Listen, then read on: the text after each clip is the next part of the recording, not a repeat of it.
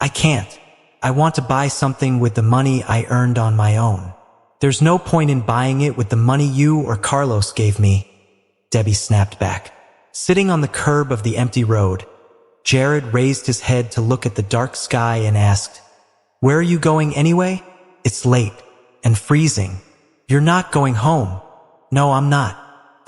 I'll spend the night in a hotel." She really hated to watch Carlos and Megan show off their affection in front of her. She wasn't going to go home and be humiliated that way. And the dorm gates were probably closed by now. A hotel was her only option. At midnight, Carlos got a text message that Debbie's credit card had been just used to secure a hotel room. "I thought she was in Casey's house," he mused. Instantly, he called the hotel manager and asked whether Debbie was alone. The manager answered honestly, "There are two of them." After some pause, he added, "A girl and a boy." Carlos was fuming with rage. So this was how she repaid him after everything he'd done for her. He wasted no time rushing all the way there, pausing for nothing. Breathlessly, he tore into the hotel lobby. His livid face stopped the manager from saying anything. Holding breath, the scared man carefully led him straight to Debbie's room.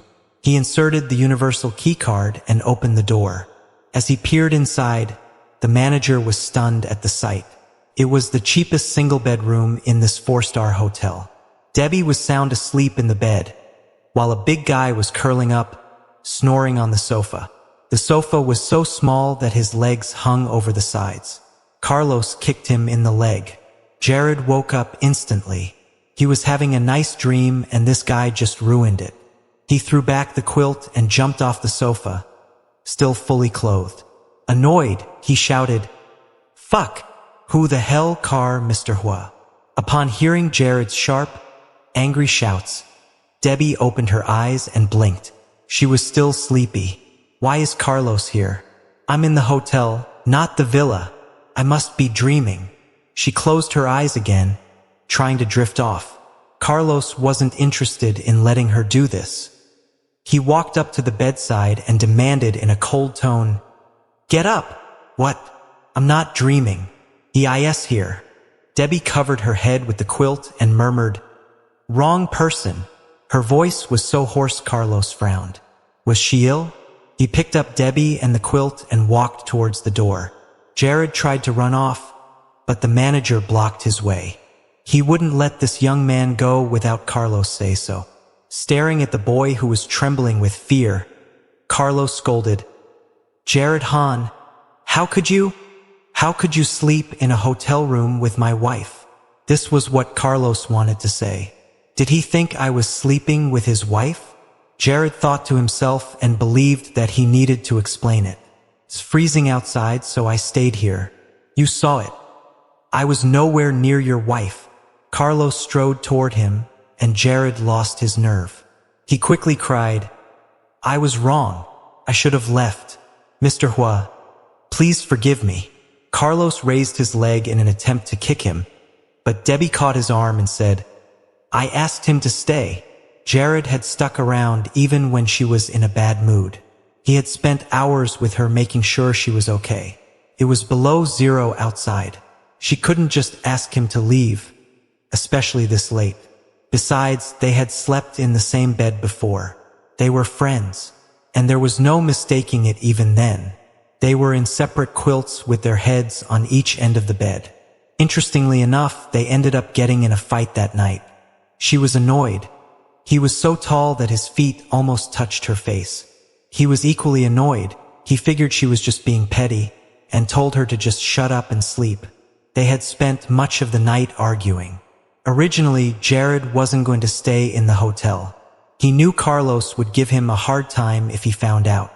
But Debbie told him that Carlos was off having sex with another girl and he'd never know. He was too busy. Jared still figured he wasn't going to be there that long.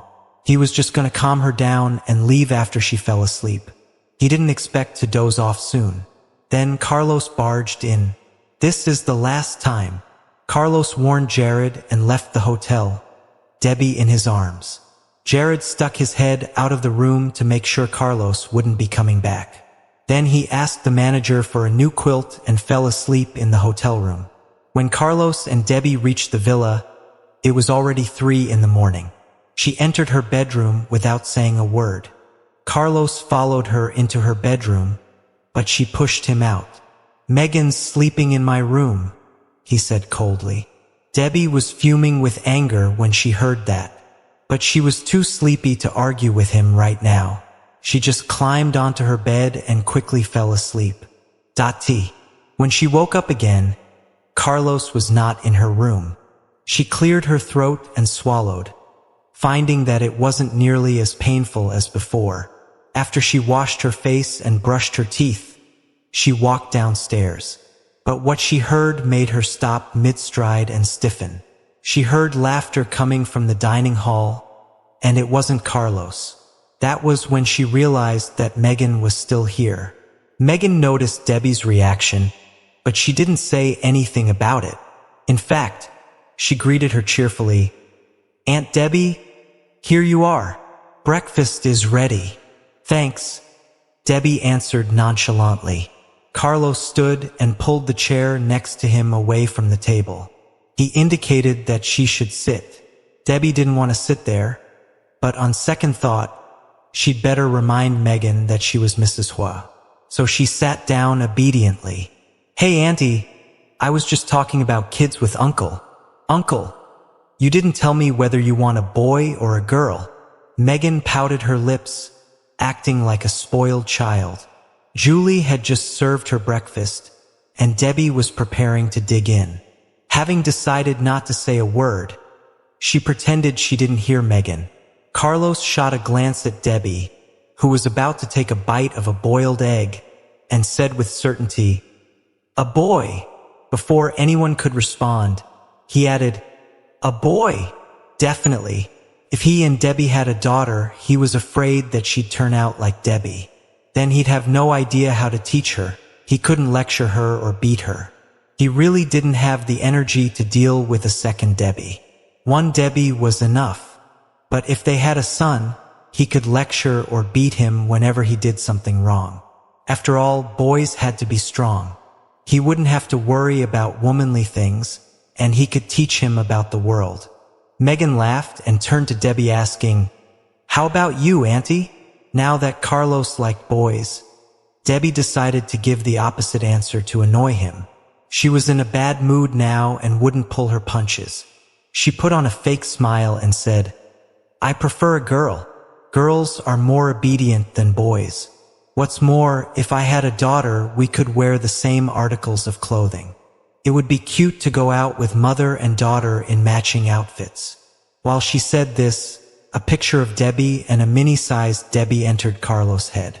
Maybe it wasn't a bad idea to have a daughter with Debbie, he thought. "Oh, Megan, I nearly forgot. Let me give you a piece of advice. Men are all two-timers. When you find a boyfriend, keep an eye on him so he doesn't cheat on you." Carlos felt weird when he heard this. Is she trying to imply I'm a two-timer? He wondered. Megan nodded and looked at Debbie with a pair of innocent eyes. But what she said next irritated Debbie even more. "Uncle Carlos is a good man. I'll marry a man like him." Debbie took several deep breaths to calm herself down, and then said in a sarcastic voice, "Really? You don't know him very well. You've been taken in by his looks. He has a weakness for women, so you'd better not marry a man like him." Megan stopped eating and stared at Debbie in utter disbelief. "I don't think we're talking about the same guy. Uncle treats me well. But other women, that's the problem. He treats you better than his own wife. Can't you see that makes him a bad husband?" Debbie mocked in her mind. "You're wrong. I'm his wife and he should treat me well. He's your uncle and I can understand he treats you well too. But he has so many other women that he also treats well. Like Miss Me and Miss Debbie Nian." Carlos called out her name with authority and it stopped Debbie from talking any further. She lowered her head and her lips thinned into a grim line. Megan picked up a steamed stuffed bun and said, "Aunt Debbie, please try this. This is my favorite bun stuffed with veggies." Uncle Carlos asked the chef to come here and cook them for me. Seriously? Are you not gonna stop showing off his love for you? I'm sick of it. Trying her best to suppress her anger, Debbie replied coldly, I'm good, thank you. I don't like buns. Why don't you give it to your Uncle Carlos? Aside from the fact that she was pissed, it was the truth. She was not fond of buns. Though she didn't really hate it, she would not buy a bun if it was her choice. Moreover, she had lost her appetite already. Megan's hand came to a halt in midair as she pretended to be hurt by Debbie's words. I'm sorry. I didn't know that you... Her voice trailed off dramatically. Debbie rolled her eyes secretly and stayed silent. Carlos, however, picked up the plate in front of Debbie and placed the bun on it. He then put the plate back and said in a curt voice, Megan asked you to have it out of kindness. Eat. Unable to hold back her anger anymore, Debbie banged her chopsticks on the table. Carlos Huo, you will do anything to please Megan Lon, won't you? If this is how it's going to be, then you don't need me as your wife. Why don't you just marry? Shut up, Carlos thundered, his face dark and gloomy. Silence befell the dining hall. Then he stood from his seat and demanded coldly, Follow me. No. Debbie cast a burning glance at the girl whose eyes were red now and brazenly walked towards the gates of the villa. Stop, came the man's cold voice from behind her. Debbie felt deeply wronged. She had worked so hard to make money to buy Carlos a gift, but now she felt like he didn't deserve it. She turned around, looked him in the eye and said calmly, After we've spent so much time together, I've realized that we do not belong with each other. Carlos Huo, we're done. He was a proud man with a strong personality, and she was short-tempered as well. He was always nice and gentle to Megan, never letting her down in any circumstances. However, he had lost his temper a couple of times with Debbie. He had threatened her with her weaknesses and even left her alone in the cemetery at midnight. And just now, he had forced her to eat something that she didn't even like, all for Megan's sake. Since he valued Megan more than his own wife, Debbie decided to give up the position to her. Tears streamed down Debbie's cheeks, but she turned around so that he wouldn't see it. She opened the gate and rushed out of the villa. Carlos sat back in his seat, his eyes closed. The veins on his forehead were pulsing visibly. Megan, who was sitting opposite him, was too scared to utter a single word. She had never seen Carlos lose his temper before. After several minutes of silence, Carlos calmed down and said to Megan in a flat voice, Eat your breakfast. I'm going to work now. Sure. But Aunt, don't mind her. Megan shut her mouth immediately. At economics and management school, Curtis poured a cup of tea and placed it on the table before Debbie. What happened? You seem to be in a bad mood. He had just run into a sad and dejected Debbie at the school gate, so he had asked her to join him in his office. Debbie let her eyes settle on him, saying nothing. Curtis was puzzled by her look and asked, Did I do something to upset you? She shook her head and asked him, Mr. Liu, why didn't Carlos marry Megan? Curtis was dumbfounded by her sudden question. After a short pause, he asked her a question in reply. Why would Carlos want to marry Megan? Staring at the tea in her hands, she forced a bitter smile. He is so nice to her. They would make a perfect couple.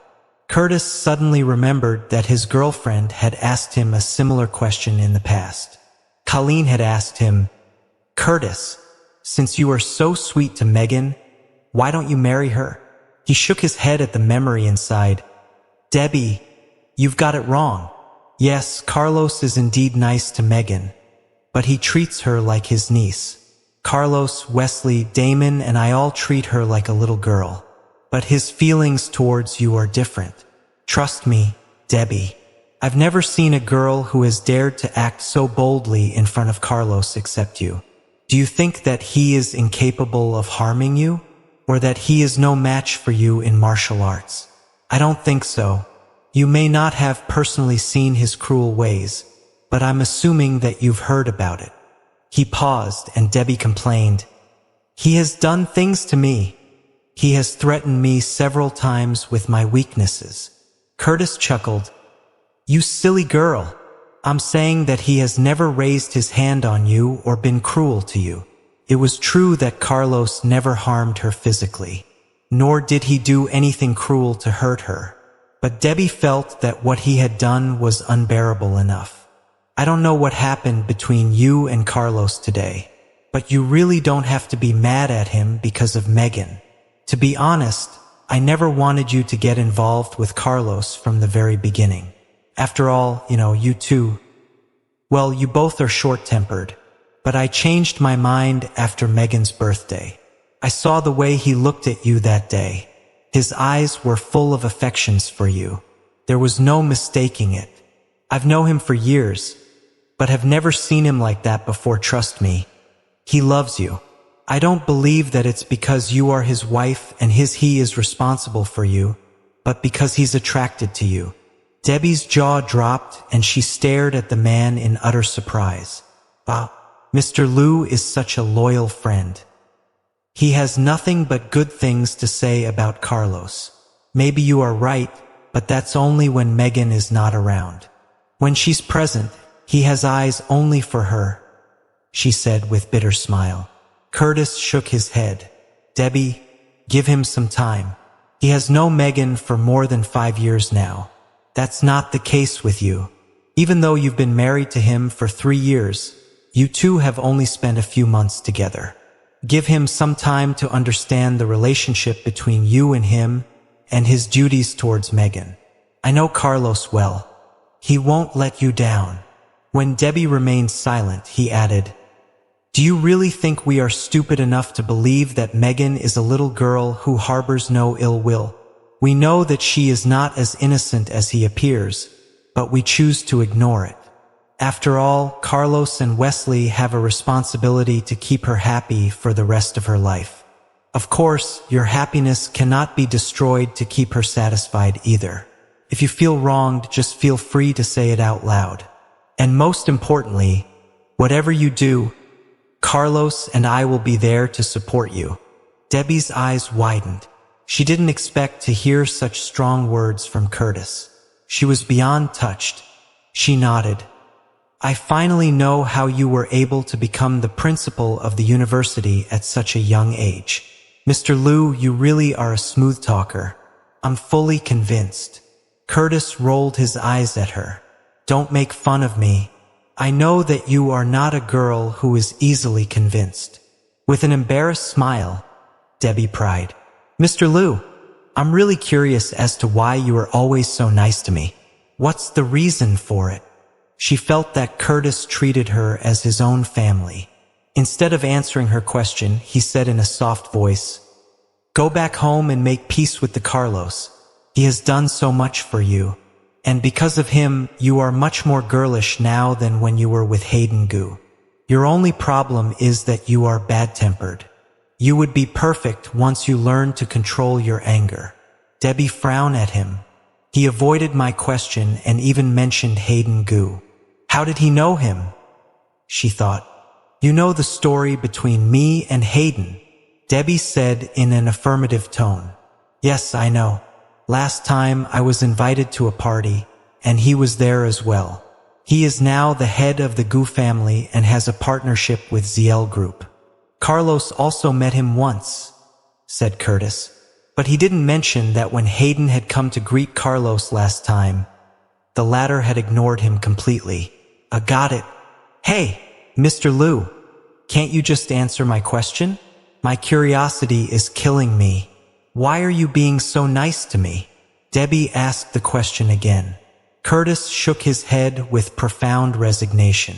"Curiosity kills the cat. Fine, I'm telling you why, and please don't ask the same question again." Debbie sat straight and stared at Curtis with a hopeful expression. "I'm being nice to you because I want you to be happy every day.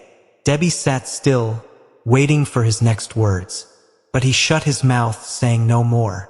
Eyes wide, she asked in disbelief, "That's it?" "Yes." "What else do you want to hear?"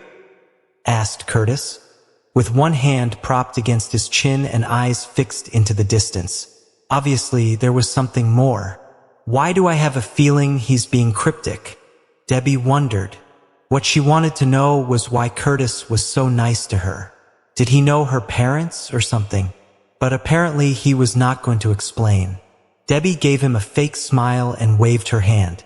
"Thank you for your advice, Mr. Liu. I'm leaving now," she said as she stood up to leave. "All right, get back to class. Also remember to go back home early in the evening." Debbie rolled her eyes secretly. She was not planning to go back home this evening. Although she felt much better after speaking with Curtis, she hated to see Megan at the villa. Meanwhile, at the ZL group, the moment Carlos walked in, all employees could feel something was wrong. Gloom was written all over his face. Everyone got out of his way after greeting him, for fear that they might be the target of his tantrum. Even in a meeting with the senior executives, Carlos still kept his long face. Hardly had the director of the financial department begun to report his work before Carlos lost his temper and scolded him with a vicious diatribe. Other executives swallowed hard and tried to hold their breaths. As he ranted, everyone began to ponder what they would say to make sure their boss would not be triggered. But once Carlos had started, there was no stopping. Like a rabid dog, he railed at everyone indiscriminately. Emmett took a chance to sneak out of the meeting room and called Debbie. "Mrs. Huo, it's me, Emmett. I know it's you.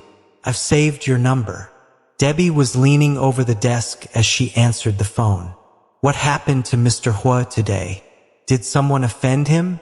Do you have any idea how to calm him down?" While he was on the phone, a girl stormed out of the meeting room with tears streaming down her cheeks. Obviously, she was also one of the targets of Carlos' tantrum. "What's wrong with him?" asked Debbie, equally surprised. "You know what, Mr. Huo is in a foul mood today. I don't know who might have offended him earlier, but he has gone on to scold almost everyone in the company, including secretaries and the VP. I guess after the meeting, we assistants will be his next targets. Mrs. Huo, could you please do something to save the situation? We really need your help." Emmett sounded like he was losing his mind. "He's in a bad mood. Is it because of me?" Debbie mused. She was not sure, so she answered Emmett. "It's of no use to call me. He won't listen to me. Don't be so modest. If he didn't listen to you, I'd be still stuck at the construction site, carrying bricks. Mrs. Huo, please do us the favor. You only need to call Mr. Huo and say something sweet. I believe it will work. Please, please." Debbie was amused at his utter desperation. When she didn't respond, Emmett asked in confusion, "Mrs. Huo, could it be his mood is something to do with marital problems?" "What?" Debbie exclaimed. As she was about to say something, she heard Carlos roaring at the other end of the line. "Emmett Jome, get your ass in right now." Emmett was so frightened he even forgot to hang up. He rushed into the meeting room and stood beside Carlos, addressing him respectfully. "Mr. Huo." Carlos noticed the phone in his hand was on and asked in a cold voice, "This is meeting hour. Whose call is that still active on your phone?" Holy crap. Emmett immediately hid his phone behind his back, but it was too late. Carlos could tell from his reaction that something was not right. With a gloomy face, he snatched his phone away and his face changed at the caller ID.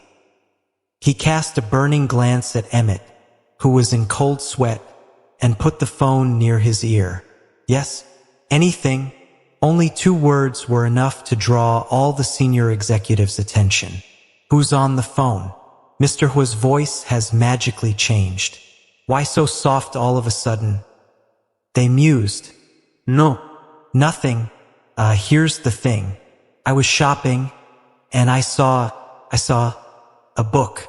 I guess you would be interested. Do you want it? No one responded. Debbie wiped the cold sweat off her forehead. She had not expected Carlos to snatch Emmett's phone. What was she going to say? In front of her was a book, so she found a lame excuse. Are you trying to apologize? Carlos asked. No. Bye. Debbie was about to hang up, but Carlos' next words stopped her. Don't you dare hang up. He suddenly stood up, swept over the executives, whose heads were lowered, and said coldly, "The meeting is done." Then he left the meeting room, with Emmett's phone still in his hand. After Carlos was gone, the meeting room went into an uproar. Everyone gathered around Emmett, eager to know who was on the phone. Emmett, who's that miracle worker that made Mr. Huo change his tone so abruptly? Man, aren't you just a savior? If Mr. Huo continued to scold us like that, I would have jumped off the building. Emmett cleared his voice before saying, "This is Mr. Huo's private life and I have to keep it a secret. Please excuse me. I need to go back to work." Not until Carlos entered his office did he realize he was using Emmett's phone. "Call me." After saying that, he hung up. Debbie was left speechless. I'm still mad at him. Why would I call him? While she was still at a loss whether she would call Carlos or not, she got a text message from Emmett saying, "Mrs. Huo, Mr. Huo lost his temper again. Help." Having no time to think, Debbie dialed Carlos' number. When the phone was connected, she yelled, "Old man, what's wrong with you? Why so touchy?" With a sneer, Carlos answered, "You know exactly why." Not knowing how to respond, Debbie remained silent for a moment. Is he mad because I made him lose face in front of Megan or something? After a long pause, Carlos broke the silence. "Do you have something you want to say to me?" "Yes, I have." "Say it." "I want to sleep in the dorm this evening." "Not a chance." "Then I'm done." With a gloomy expression, Carlos said, "I'll pick you up this evening." "No, please, don't," answered a stubborn Debbie. Carlos gnashed his teeth and snarled, "Are you sure?" "You gotta go." "Bye." Before he could respond, she hung up. Turning around, he thundered, "Emmett Joan." The force in his voice sent chills running down Emmett's spine. "I thought he has calmed down after talking to his wife. Why is he angry again?" It was the beginning of a long, terrible day for Emmett. But that night, just as she had promised, Debbie slept in the dorm with Christina. It was almost 1 a.m. when she finally got off work in the bar. The dorm gates were shut, and she didn't have the doorkeeper's phone. She called Jared, who found a person to call the doorkeeper and ask her to open the gates. Early the next morning, when Debbie woke up, she was surprised to find she was cramping. Regular as clockwork, she had always marked her menses. Apparently, the last 1 month must have been stressful to make her forget something that basic. She sighed to ease the pressure. She was in another dilemma. When she had agreed to leave the dorm and stay with Carlos at the villa, she had moved all her clothes. Now, she didn't have any clean pants with her. Debbie decided to take the bus back to the villa so she could change out of her blood-stained pants. She didn't dare take a taxi out of fear that blood might be left behind on the car seat. Stepping onto the bus, she decided it would be best to stand in the back so that the other passengers wouldn't notice the blood on her light-colored pants. Luckily, everyone kept to themselves and no one seemed to notice anything was amiss. When the bus pulled up to her stop, Debbie quickly hopped off and walked for about 15 minutes before finally reaching the gates of the villa zone. Ignoring the aching of her stomach, she walked briskly towards the villa as to avoid crossing paths with the others who lived there.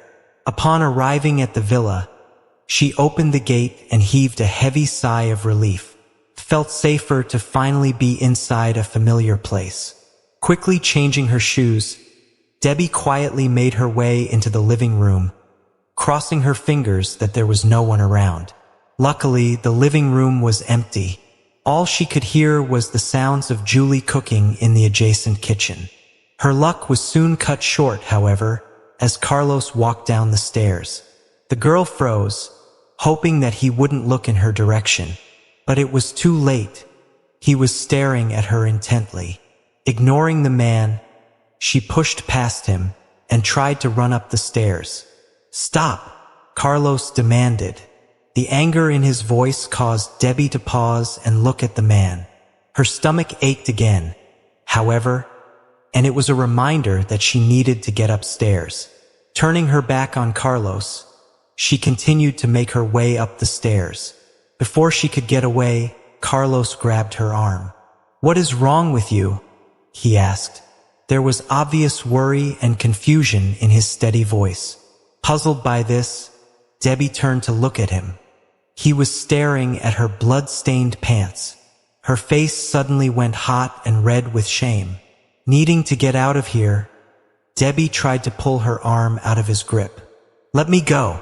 It has nothing to do with you." The hand gripping her arm remained tight. "What happened?" Carlos asked again. "Did you get hurt?" "I didn't." Debbie hesitated, trying to find the right words to say to reassure him.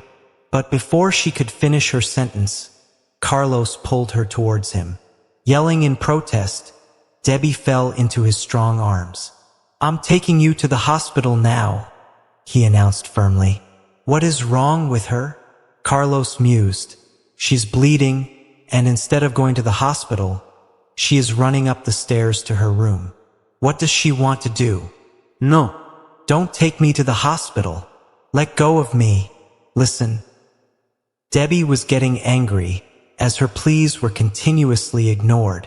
Disregarding her resistance, Carlos scooped Debbie up in his arms and carried her towards the gates. While he was changing his shoes, she explained in a hurry, "I didn't get hurt, Carlos. My Aunt Flo is visiting." Eyebrows furrowed, he looked at her in confusion. "Aunt Flo? You have an aunt named Flo. And what does her Aunt Flo have anything to do with her bleeding?" He thought to himself. Embarrassed, Debbie rolled her eyes at him.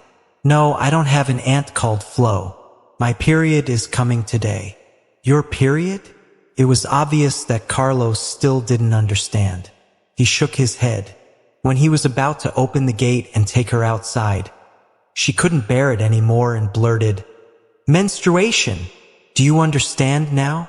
Carlos abruptly stopped walking, noticeably stiffening at her words. He put her down immediately. More precisely, she was dropped on the floor. Luckily, Debbie was quick enough to steady herself. With an emotionless face, Carlos looked at both of his hands as if checking for blood. It was the first time he had been in such an awkward situation. He didn't know how to respond. "Oh, relax.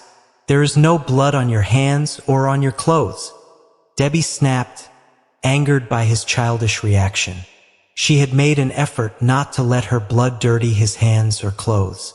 Unable to read his expression, Debbie walked up the stairs to her bedroom. Carlos, however, continued to stand there, stunned and motionless. Having taken a shower and gotten changed, Debbie came back downstairs. Carlos had already finished his breakfast and was reading a newspaper in the dining hall. Debbie was about to exit the villa when he called out, "Come and have breakfast." With a bowl in her hands, Julie walked out of the kitchen and towards the girl with a smile. "Mrs. Huo, Mr. Huo said you're on your period and asked me to make a bowl of hot ginger soup for you. Please come and drink it." Debbie was surprised. Not believing her ears, she turned to look at the man, who was intently reading the newspaper as if not having heard Julie. "Since the soup is ready, I'd better drink it first. I don't want to be rude." Debbie walked toward the dining table and sat down. Seeing the hot soup in front of her, she gave Julie a sweet smile. "Thank you." "No problem, Debbie. Drink it while it's still warm. What do you want to eat for lunch?" "I'll cook it for you." "Oh, don't worry about it, Julie. I'll have lunch in the school canteen." You can go home when you finish your work. Debbie didn't plan to go back to the villa to have lunch, and she hadn't made up her mind as to whether she would sleep in the villa or in the dorm this evening. All right, then have your breakfast, Julie said. After placing a bowl of porridge on the table, Julie went into the kitchen to continue her work. The hot, yummy breakfast made Debbie feel much better. Leaving her empty dishes on the table, she picked up her backpack and walked towards the entrance of the villa. The gates opened and a gust of wind blew swirls of snow across the sidewalk. Not wanting to walk in this weather, she was about to take out her phone to call Matan, her driver assigned by Carlos, when suddenly she heard Carlos' low voice.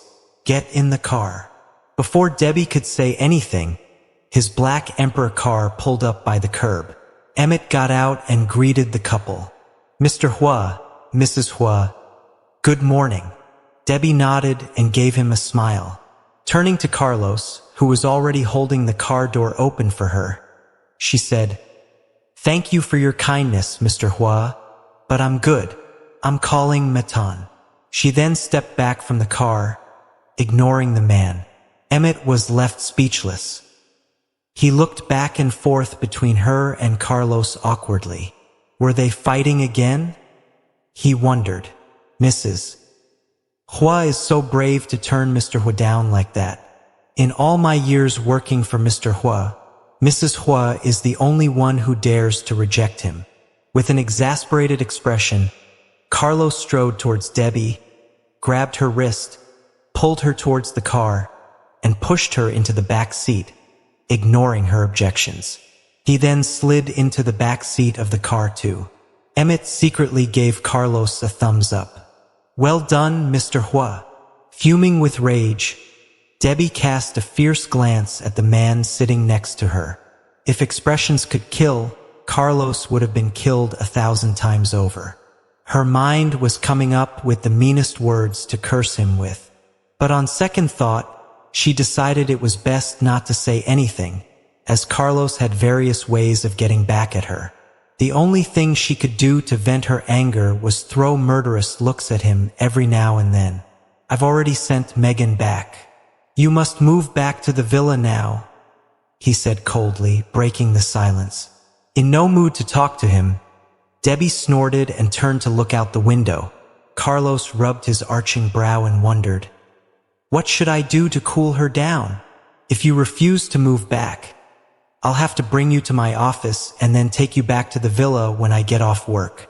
Without pruning his head, she mocked. This is all you can do? Threaten me?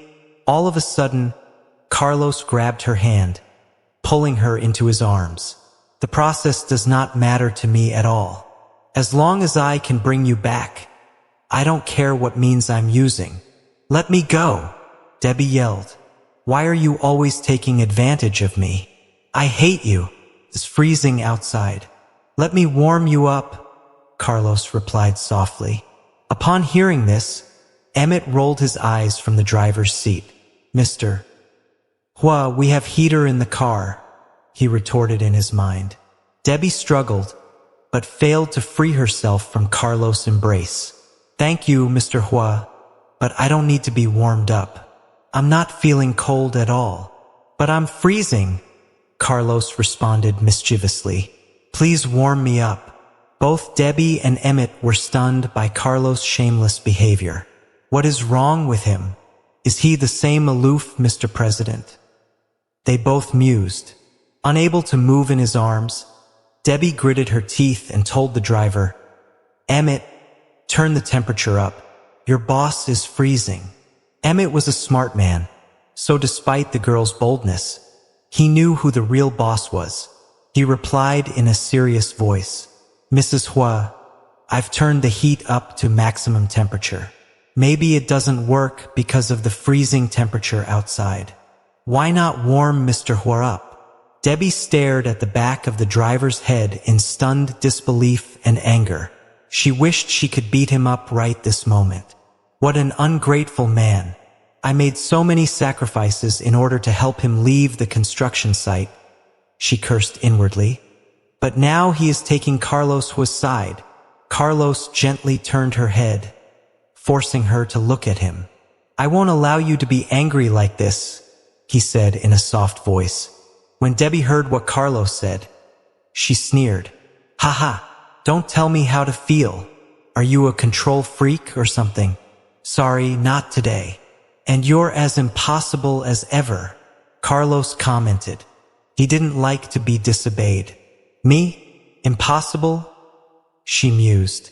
"If I'm impossible, then you're unfaithful." His eyes widened at her words. Rage flashed in his eyes. Finally, he said, "You've got a smooth tongue, and I want to give it a try." Before she could know it, he leaned toward her and pressed her red lips with his. Debbie tried to break free of his grip, but to no avail. Realizing what was happening, Emmett coughed to conceal his awkwardness, and then raised the partition of the car so that the couple could have a private space.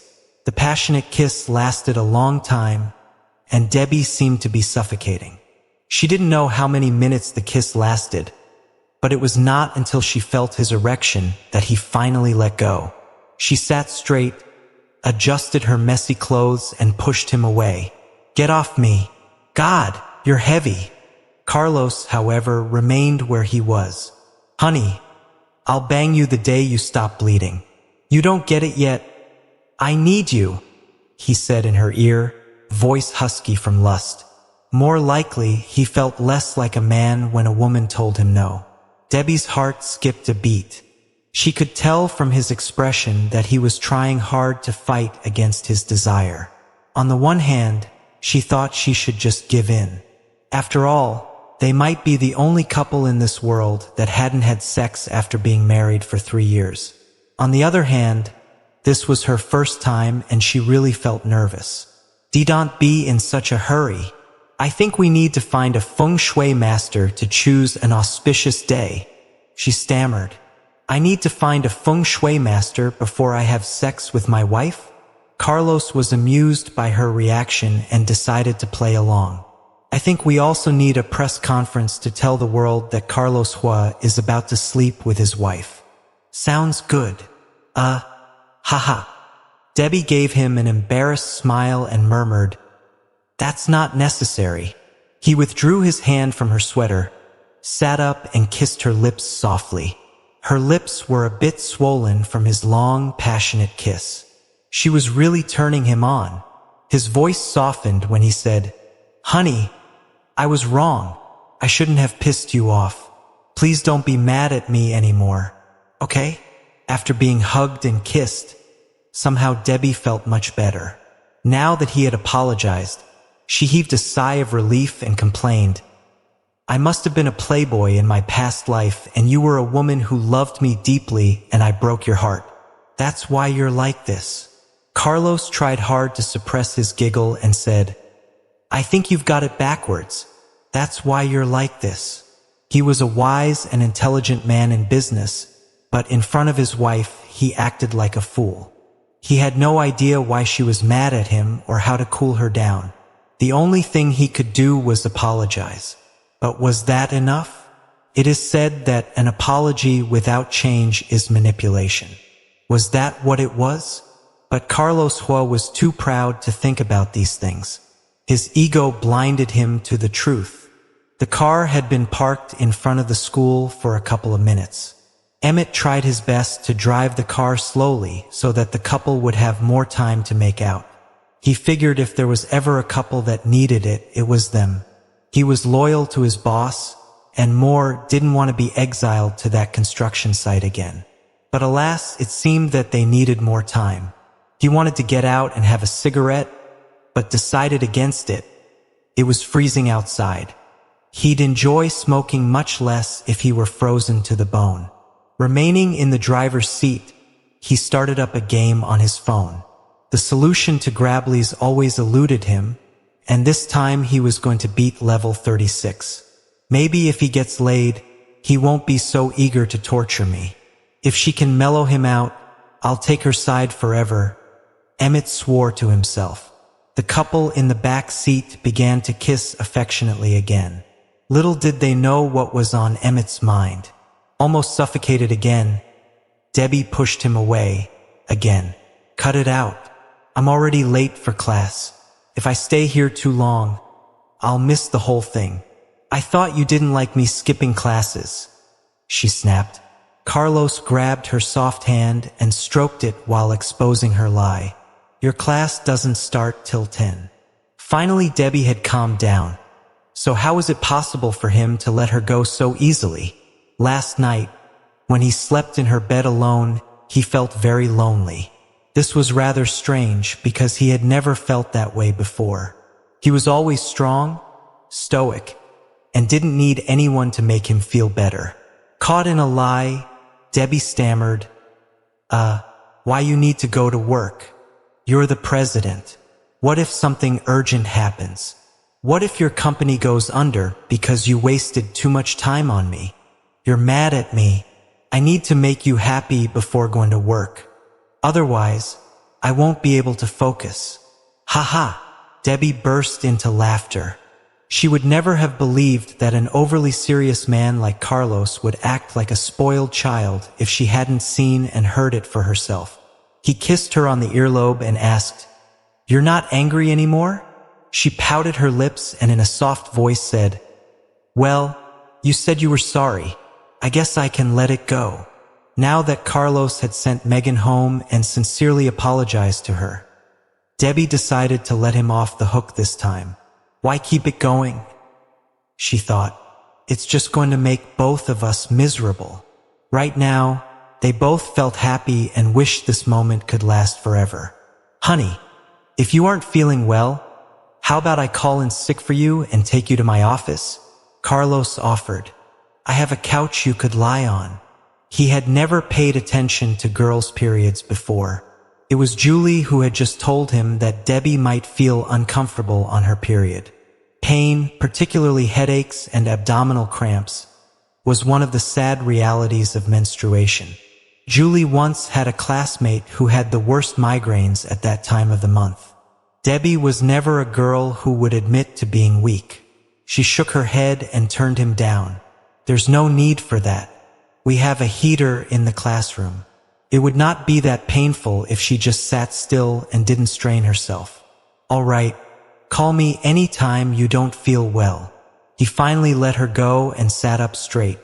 Looking at her messy hair and clothes, he reached out his hands to help her smooth her hair and adjust her clothing. Then he zipped her up and kissed her on the cheek again. It was still snowing outside, so he knocked on the partition and ordered Emmett, take the car on campus and park it. See that she gets to her dorm. No, please don't. I can walk. There were only 2 Emperor cars in Y City, and Carlos was one of them. If people saw her riding in an Emperor car, she would again become a hot topic. She didn't want all the attention. In fact, that was the last thing she wanted. Why couldn't he just drive a Buick or a Volkswagen like everyone else? Last time she was the talk of the town, she had made a show of confession to Carlos in order to get back at Gail. Although only a couple of people had seen it, almost every student had been talking about the matter for days. And the furtive looks and whispers, as well as the pointing, drove her nuts.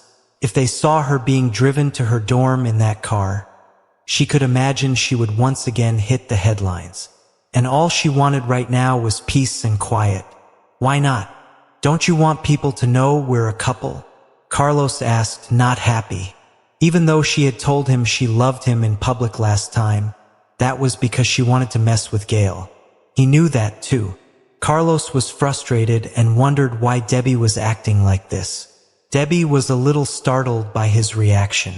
She immediately put on a mollifying smile and explained, Don't get me wrong, boss. You know who you are. If people saw me in your car, I wouldn't get a moment's peace. Really? Humph. You are not allowed to get out unless you give me some sugar. Debbie snaked her arms around his neck, kissed him on the lips, and called out in a sweet voice, Honey! He held her, pressed the back of her head, and kissed her affectionately. He didn't let her go until she started to struggle. While Debbie was rearranging her down coat, Carlos pressed a button to lower the partition and told Emmett, "Open the door for Debbie." "Yes, Mr. Huo. Seriously, I can open the door myself." Debbie wanted to turn him down, but Emmett had already left the car. Before getting out, she zipped her coat to the top, put her hood up and pulled the drawstrings tight, so that only her eyes were exposed. When she entered the dorm, Christina was still asleep. But not for long.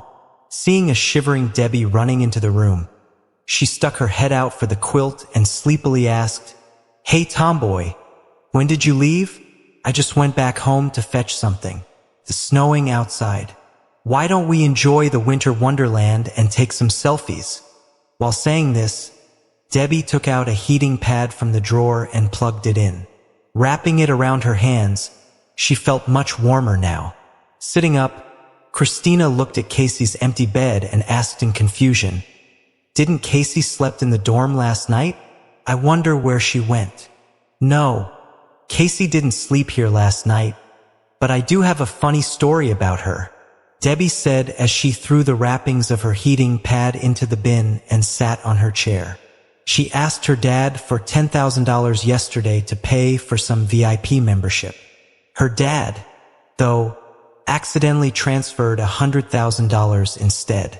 Right after she received the money, she felt scared that her dad might ask her to wire the $90,000 back.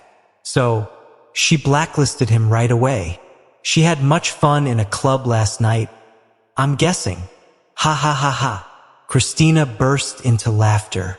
"I guess her dad will come to school to teach her a lesson today," she replied as she got out of bed and began to get dressed. "Maybe he will. He already complained that Casey's monthly expenses are way above average," Debbie said. Suddenly, Christina realized something and eyed Debbie from head to toe. "You were in a bad mood just last night. Now you're bubbly like a spring flower. Let me guess. Did you see your husband this morning?" she asked suspiciously. Debbie looked so much better now than she had yesterday. She was clearly in a bad mood even when she and Jared set off to the club she worked at. But now, she was smiling and was sporting a very sunny disposition. Christina didn't believe that it was all because of that funny story. "I saw him this morning," Debbie replied. She didn't plan to keep it from Christina anyway. Besides, she and Christina were currently alone in the dorm room. Their other classmate, Casey, and their 3 other roommates who had different majors were all out for classes. "Tell me the details. Did you apologize to him or—" Christina knew that they had fought and why, so she was eager to know how it turned out. Debbie rolled her eyes. "Humph. He apologized to me, of course," she snorted.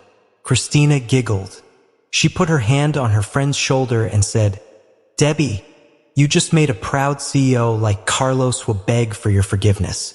Now, I believe that he must really love you. He was wrong, so he apologized." "I don't see anything unusual about that," Debbie replied. "It's all because of Megan Lawn," she thought angrily. "Oh, come on. Don't be so stubborn. Anyway, I'm gonna wash my face and brush my teeth. Let's talk more later," Christina said as she stood to go to the lavatory. "All right," Debbie said. She and Christina had lunch together in the school canteen at noon. Debbie found herself fixating on a couple that sat near their table. The boy and the girl looked as if they were existing in their own world. They touched and kissed as if no one was looking. Somehow, this made Debbie miss her husband, Carlos. So, she put her chopsticks down and proceeded to send him a message on WeChat. "Hey, Mr. Handsome, I want milk tea." "Okay," was his reply. His message was quick and concise. Debbie stared at the word, wondering whether he was going to add something. To her disappointment, no other message arrived.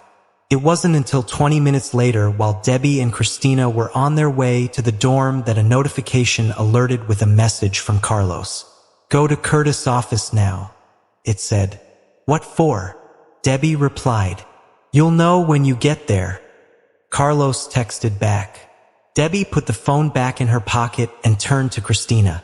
I have to deal with something urgent. Why don't you go to Dixon? She said.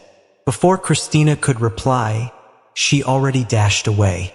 As she watched her friend's retreating figure, Christina took a bite off her baked sausage and mused, Dixon, a straight-A student, is busy studying for his final exams and has no time to date me.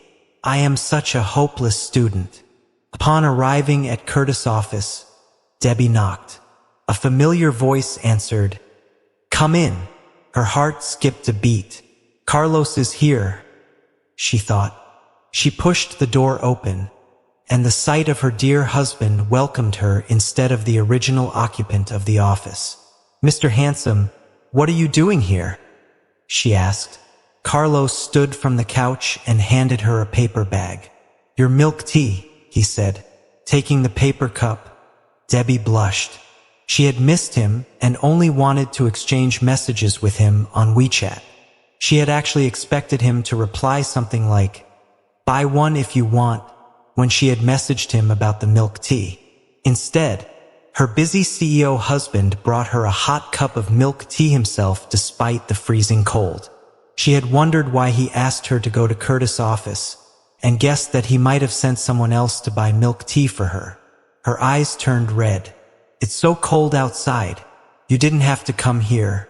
You should have had one of your assistants bring this for you, she choked, holding back her tears. Carlos stroked her hair and said, I'm fine. Emmett drove me here. Drink it while it's still warm. She took the cup, put a straw through the cover and took a sip. Her eyes lit up at the taste. This is it, my favorite flavor. Old man, how did you know that? She inquired. Bubble milk tea with popping boba and coconut jelly. This was her favorite and she would never get tired of it. Seeing her so happy made him smile.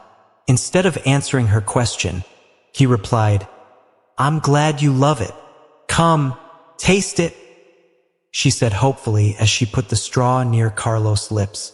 On second thought, she suddenly realized that the man was obsessively tidy. He might not be willing to use the same straw. She quickly withdrew her hand. Oh, never mind.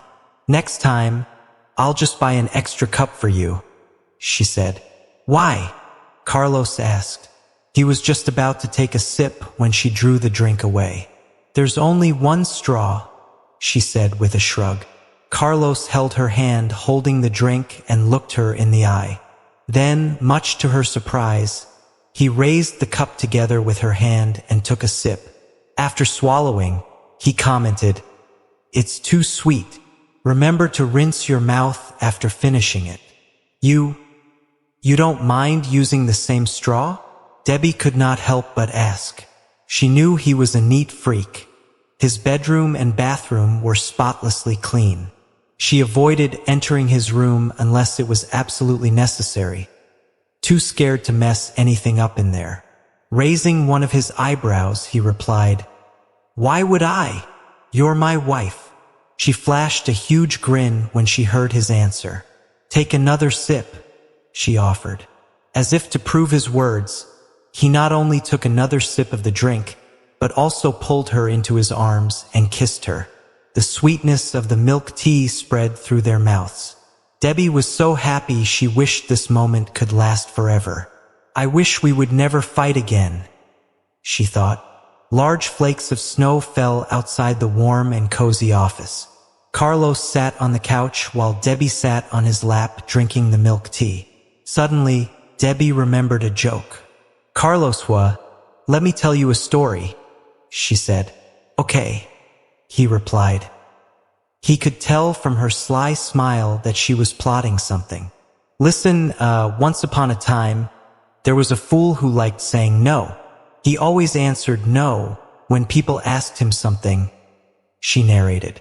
After some pause, she continued, Oh, by the way, have you heard this story before? She looked Carlos in the eye, waiting for his reply. He curled his lips and answered, Yes, you told me the story before. No, I've never, It was not until Carlos chuckled that Debbie realized that he had her fooled. Frustrated, she pinched his arm and beat on his chest. "Hey, Ag, why do you have to be so smart? You called me a fool. You are an ass." Carlos held her tighter and smelled her hair. "Are you sure it's I who called you a fool?" "You were the one who called yourself a fool," he retorted. Debbie snorted and looked away while pouting her lips. She thought hard about how to get back at Carlos. After a long pause, she started again. "Hey, let me ask you a question. If there were a girl with a pretty face and perfect body sitting on your lap, would you fall for her?" This time he answered without hesitation, "No, I wouldn't.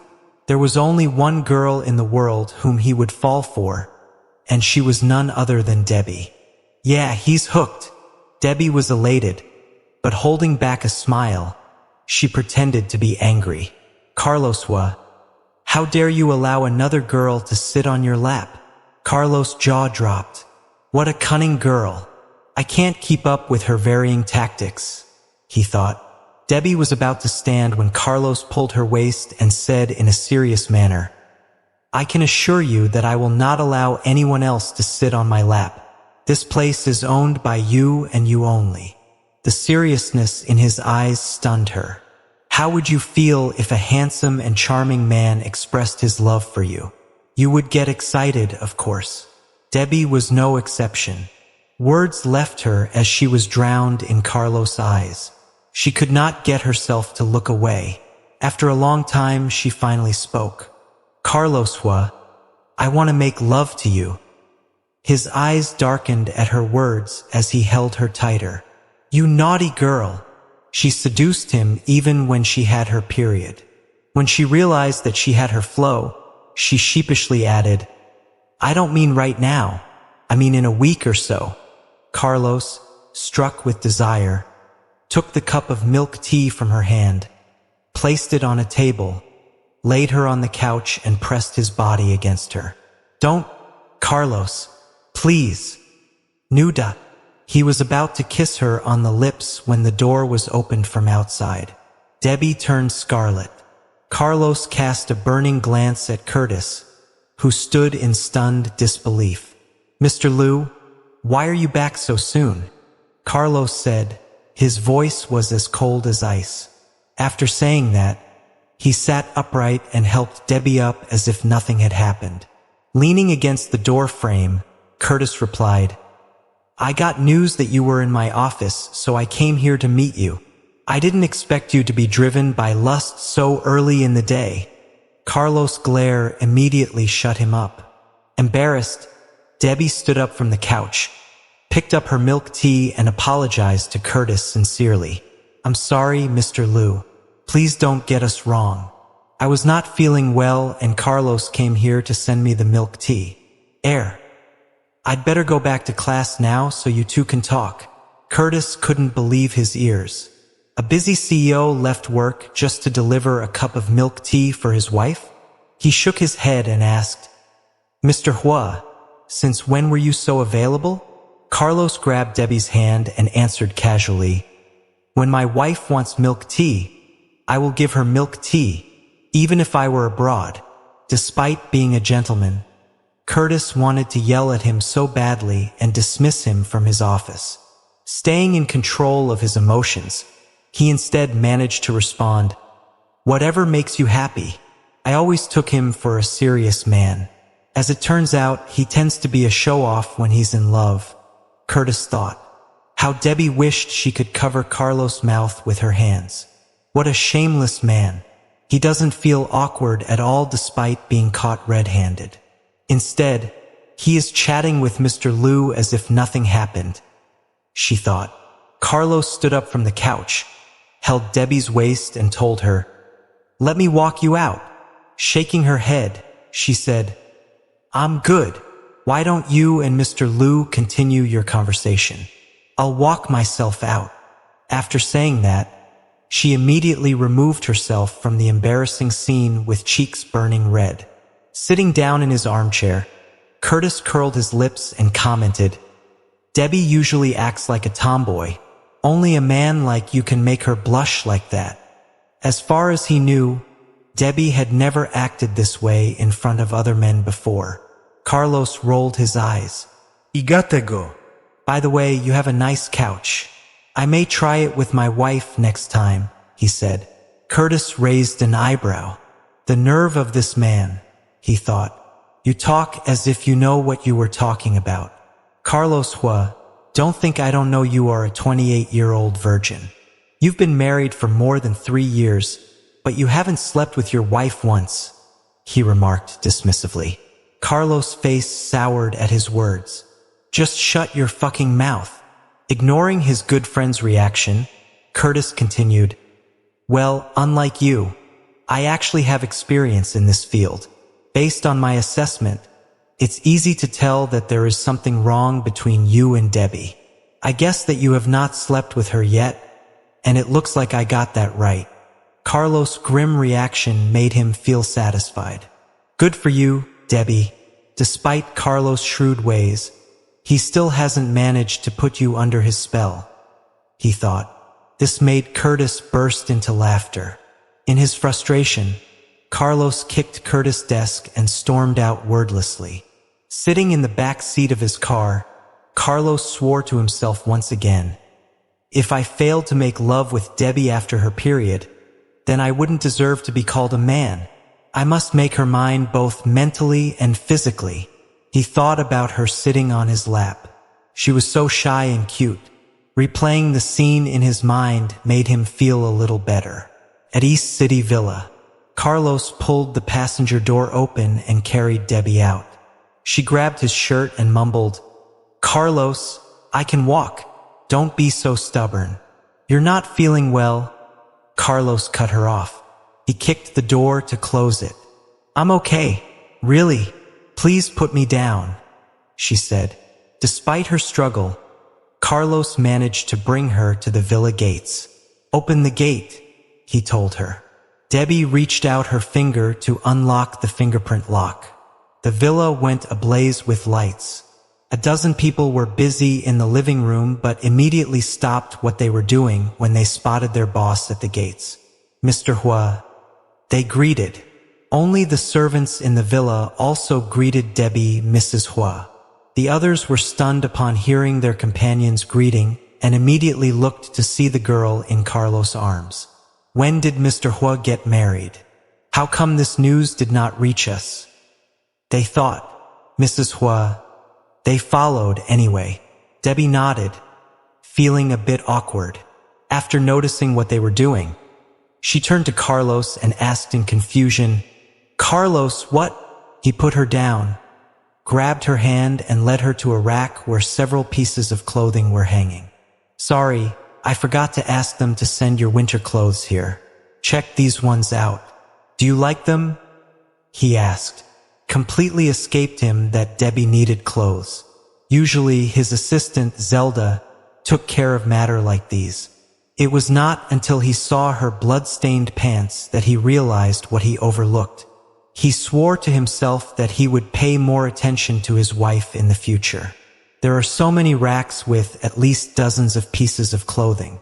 Are all of these for me? Debbie wondered in awe. You bought me so many autumn clothes last time. I haven't even gotten to wear some of them. I don't need new clothes. It's a waste of money and resources, she said. She felt as if she were in a boutique. Carlos didn't respond. While Debbie was skimming through her options, he started pointing at pieces and ordering, This. Put them into my wife's wardrobe. No, wait. I haven't tried them on yet, Debbie exclaimed, grabbing one of the pieces. I don't have a perfect figure, so I need to try them on first to make sure they look good on me. Carlos grabbed her hand to lead her to the second floor. You won't be able to try all of them on in hours. That's too much trouble. Then he turned to one of the servants and ordered, Put all of them in Debbie's wardrobe. How will I know whether they fit if I don't try them on? It's too wasteful, she protested. I won't get back to it next time, Carlos replied. What? Debbie asked, confused. I'll ask the store to send fewer clothes next time. Why don't you accept all these clothes for now? Carlos said indifferently. Debbie nodded obediently. But little did she know that the clothing store would send her even more clothes the next time. And there were already many new clothes in her wardrobe that she hadn't had the chance to wear. One day, Julie came upon Debbie, who was about to throw a down coat into the washing machine. She ran hysterically towards her and grabbed the coat from her. She looked shocked beyond belief. Debbie, this coat is worth more than $100,000 and it requires special treatment. We should call the laundry service to take care of it. Debbie was too shocked to utter a single word. More than $100,000? For a coat? She was dumbfounded by how much money rich people spent on clothes. Carlos Huo spends his money left, right, and center, she thought. In the following days, Debbie went to the bar to make money whenever Carlos was working overtime and couldn't make it back home in time. She finally had enough money to buy the thing which she had longed for. She went to shining International Plaza alone one day without being noticed by Carlos and bought the thing. With a pleased smile, she decided to take a stroll around the plaza. Upon seeing a lingerie shop, she remembered something and went in. 20 minutes later, she walked out of the shop with a small shopping bag in her hand. On her way back to the villa, she received a phone call. Julian. What's up? Davia. I'm great. Listen, Megan is going to a dinner party tomorrow evening. Do you know who her partner is? So many people already know about it. No. Debbie didn't give a damn about Megan. She just wished the girl would vanish from her and Carlos' life. Sighing in defeat, Colleen said, I knew it. Debbie, you should pay more attention to her. She has long been telling people that Carlos would be her date. What? Carlos? Debbie cried in disbelief. Carlos was going to attend a dinner party with Megan? The very thought about Megan clinging on to her husband made Debbie feel uncomfortable. Her stomach flipped.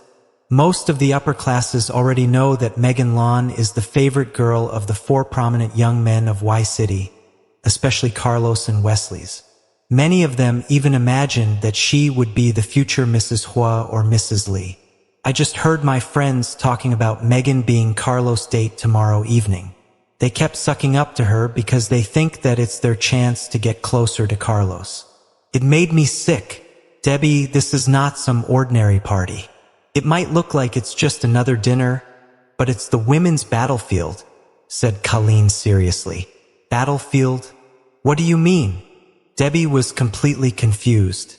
A battlefield for women to show off their dates. People who attend this party are rich and powerful. If Carlos and Megan go to the party together, then the whole city will believe that she is Mrs. Huo. The reason why I'm telling you this is that I don't want to see Megan play her dirty tricks again. Debbie, you must attend the party with Carlos. Are you willing to give up your husband to that woman? Asked Colleen. Was Debbie willing to let Megan have what she wanted? Of course not. Debbie's mind yelled. Not a single woman in the world would willingly give away their husband to another woman. Debbie, you must keep an eye on them. Curtis told me that you had a fight with Carlos because of Megan. She is such a bitch. She used to do the same thing to me and Curtis. I really hate her. Curtis and I had a lot of unwanted fights because of her. Debbie, you must not let her destroy your relationship with Carlos. Okay? Anger was obvious in Colleen's voice. Debbie didn't respond as she was still in a trance, trying to process all this information. Debbie, if you really like Carlos, just go for it. I believe you can win his heart. Still no response. If Carlos asks you how you found out about the party, just tell him that I told you. He won't be mad at me for it. After all, we've been friends for many years. Debbie finally found her voice, though she was still very confused. Colleen, please hold on. You've dumped so much information on me that I can hardly follow you. I need time to think about all this. All right, take your time. If you ever need me, please feel free to call. Yeah. Yeah, sure. By the way, Colleen, I have a question. She paused for a moment. Why does Mr. Liu always treat me so well? Don't get me wrong. He loves only you. I mean, he treats me like his own sister. No, he treats me like his own daughter. Do you understand what I'm saying? Debbie asked.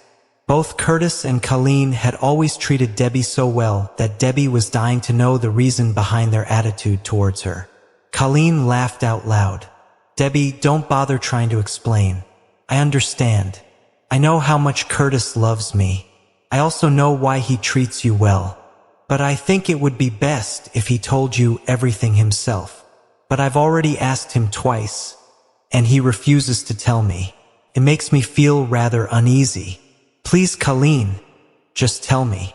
Debbie was upset that Colleen wasn't willing to tell her the truth either. I believe he has his own reasons for not telling you. Maybe it's not the right time yet. You know, Curtis is a stubborn man, even though he is always gentle. Nevertheless, he neither hates you nor does he intend to do you any harm. You don't need to feel uneasy, so just let it go for now, okay? What you need to pay attention to right now is the dinner party tomorrow evening. Understand? Fine. Debbie pouted her lips. All right. You gotta go. Feel free to call me if anything happens. Sure. Thank you, Colleen. No problem. Bye, Debbie. That evening, Carlos came back home earlier than usual and led Debbie to the study to teach her advanced mathematics. During the class, she couldn't help but think about the dinner party the next evening. A couple of times, she almost asked him about it, but then bit back her words, saying nothing. Half an hour later, he closed the book and looked her in the eye. Okay, that's it for today's class. Now, you've been stealing glances at me for so long. Just say it. What do you want? Really? He can read my mind now. She frowned, a little embarrassed. After some hesitation, she cried, Are you free tomorrow evening? I have to attend a dinner party in the evening. What's the matter? Carlos pulled her into his arms and inhaled her unique scent.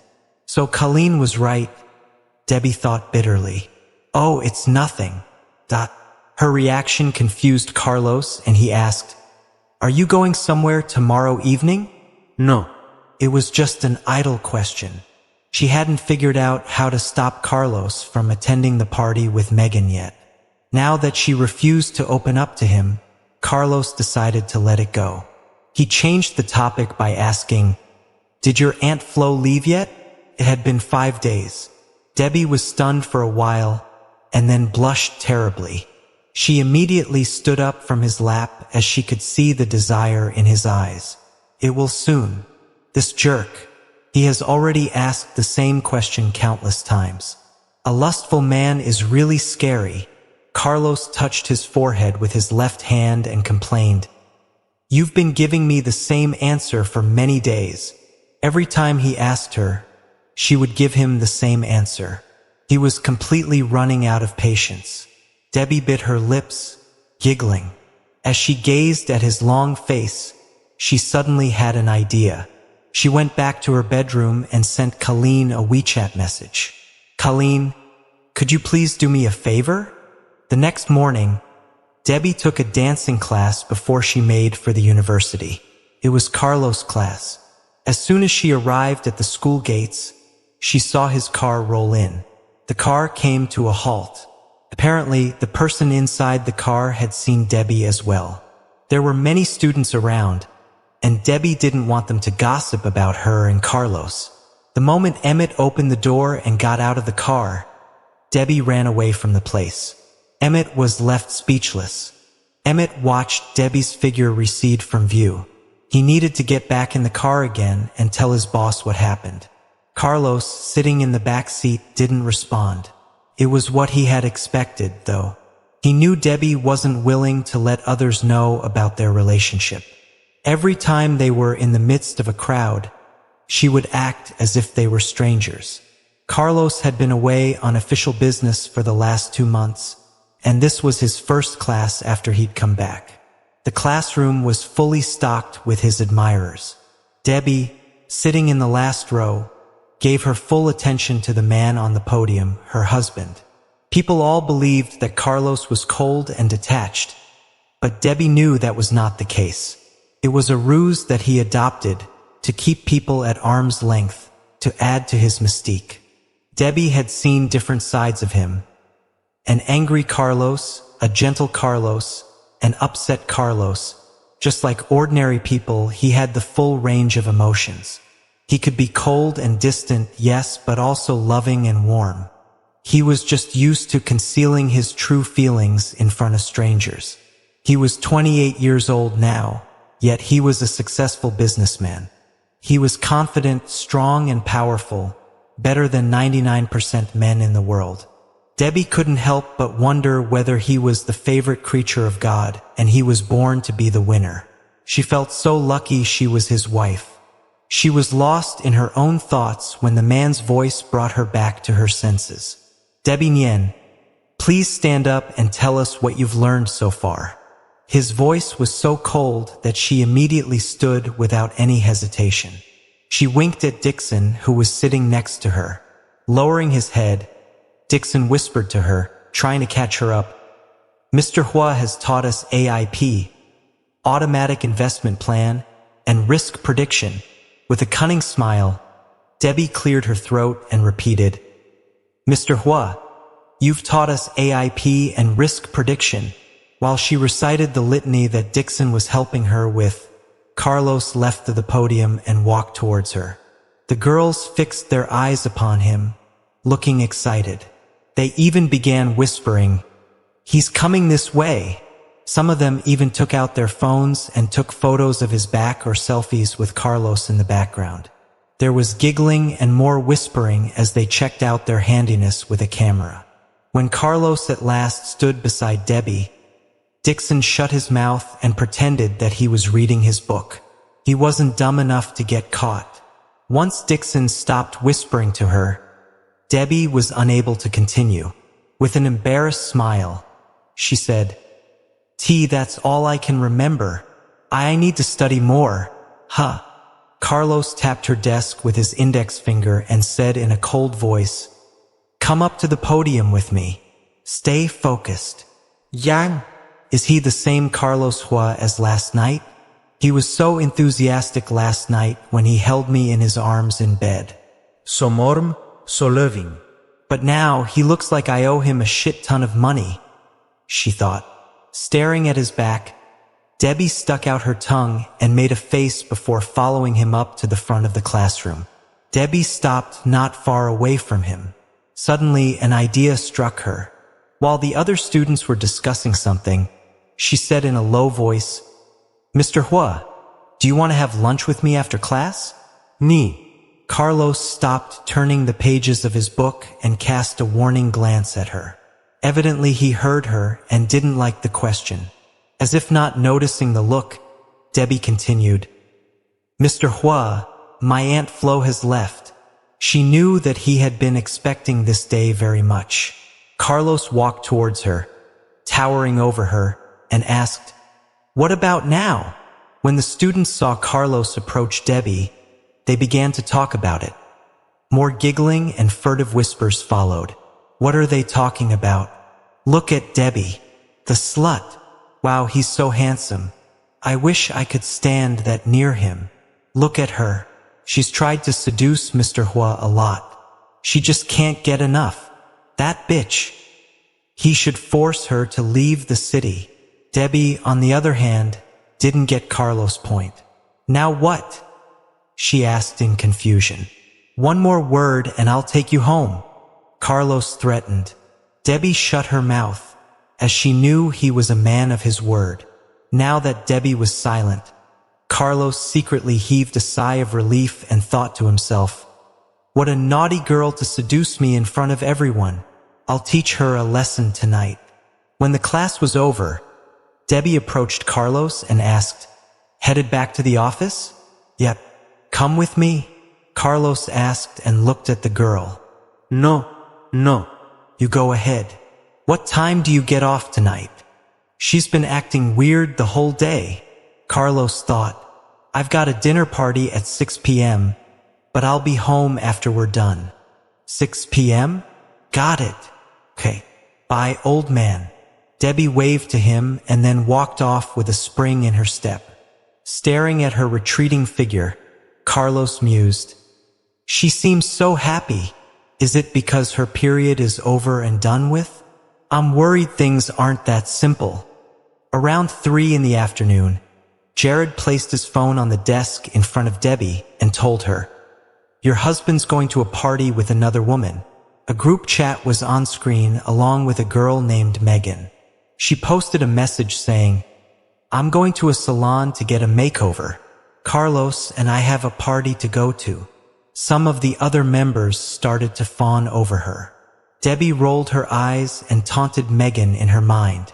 It's just a party and she's attending it with my husband. Does she have to show off like this? Debbie picked up the phone and mentioned Megan in her comment. But I thought Mr. Huo had other plans tonight. What she was doing and tried to take his phone back. She had already sent the message. Immediately, Jared was mentioned in a whole gaggle of posts. Mr. Han, did your brother tell you that? Mr. Han, how did you know that? Are you with Mr. Huo now? Mr. Han, would you like to go out tonight? It was too late for Jared to delete the message. He cast a burning glance at Debbie and cursed, Dude, why did you do that? Debbie raised her arm to keep the phone away from him. Wait, I still need it. Soon Megan mentioned Jared as well, saying, I just called Carlos, and he says he's still going to the party with me. Debbie ground her teeth and gave the phone back to Jared. I'm taking off. I have some work to finish. Then she left the university, leaving her confused friends behind. At 6 p.m., Debbie took out her phone and sent message to Carlos. Honey, I'm waiting for you in room 1208 of Caspian Hotel. Come and bang me. Now. Carlos, on the other hand, was making for the underground car park. The moment he saw the message, his eyes darkened. Before he could reply to it, he got another message. Now or never. Clearly, the girl was trying to play him. After some hesitation, he told Emmett, Drive me to Caspian Hotel. Emmett wanted to remind him that it was time to go to the party, but on second thought, he decided against it. Yes, Mr. Huo. He slid into the driver's seat and the two roared off to the hotel.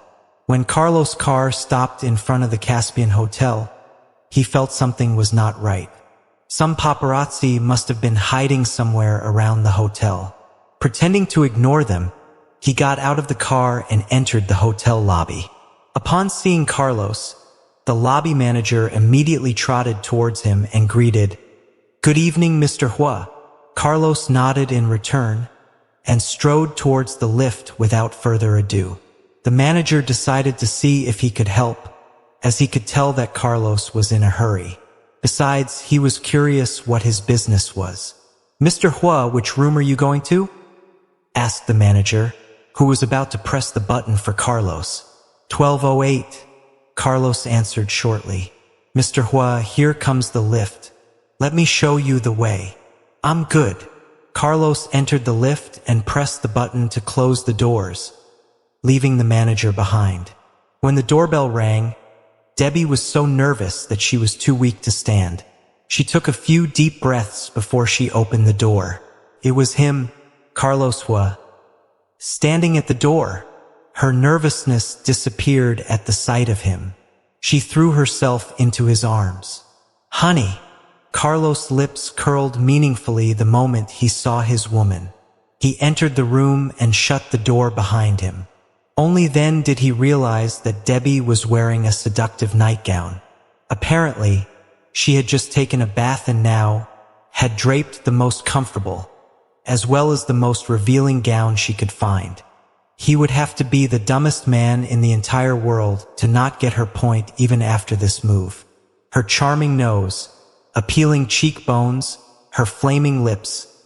This girl could make his brain go totally blank within an instant.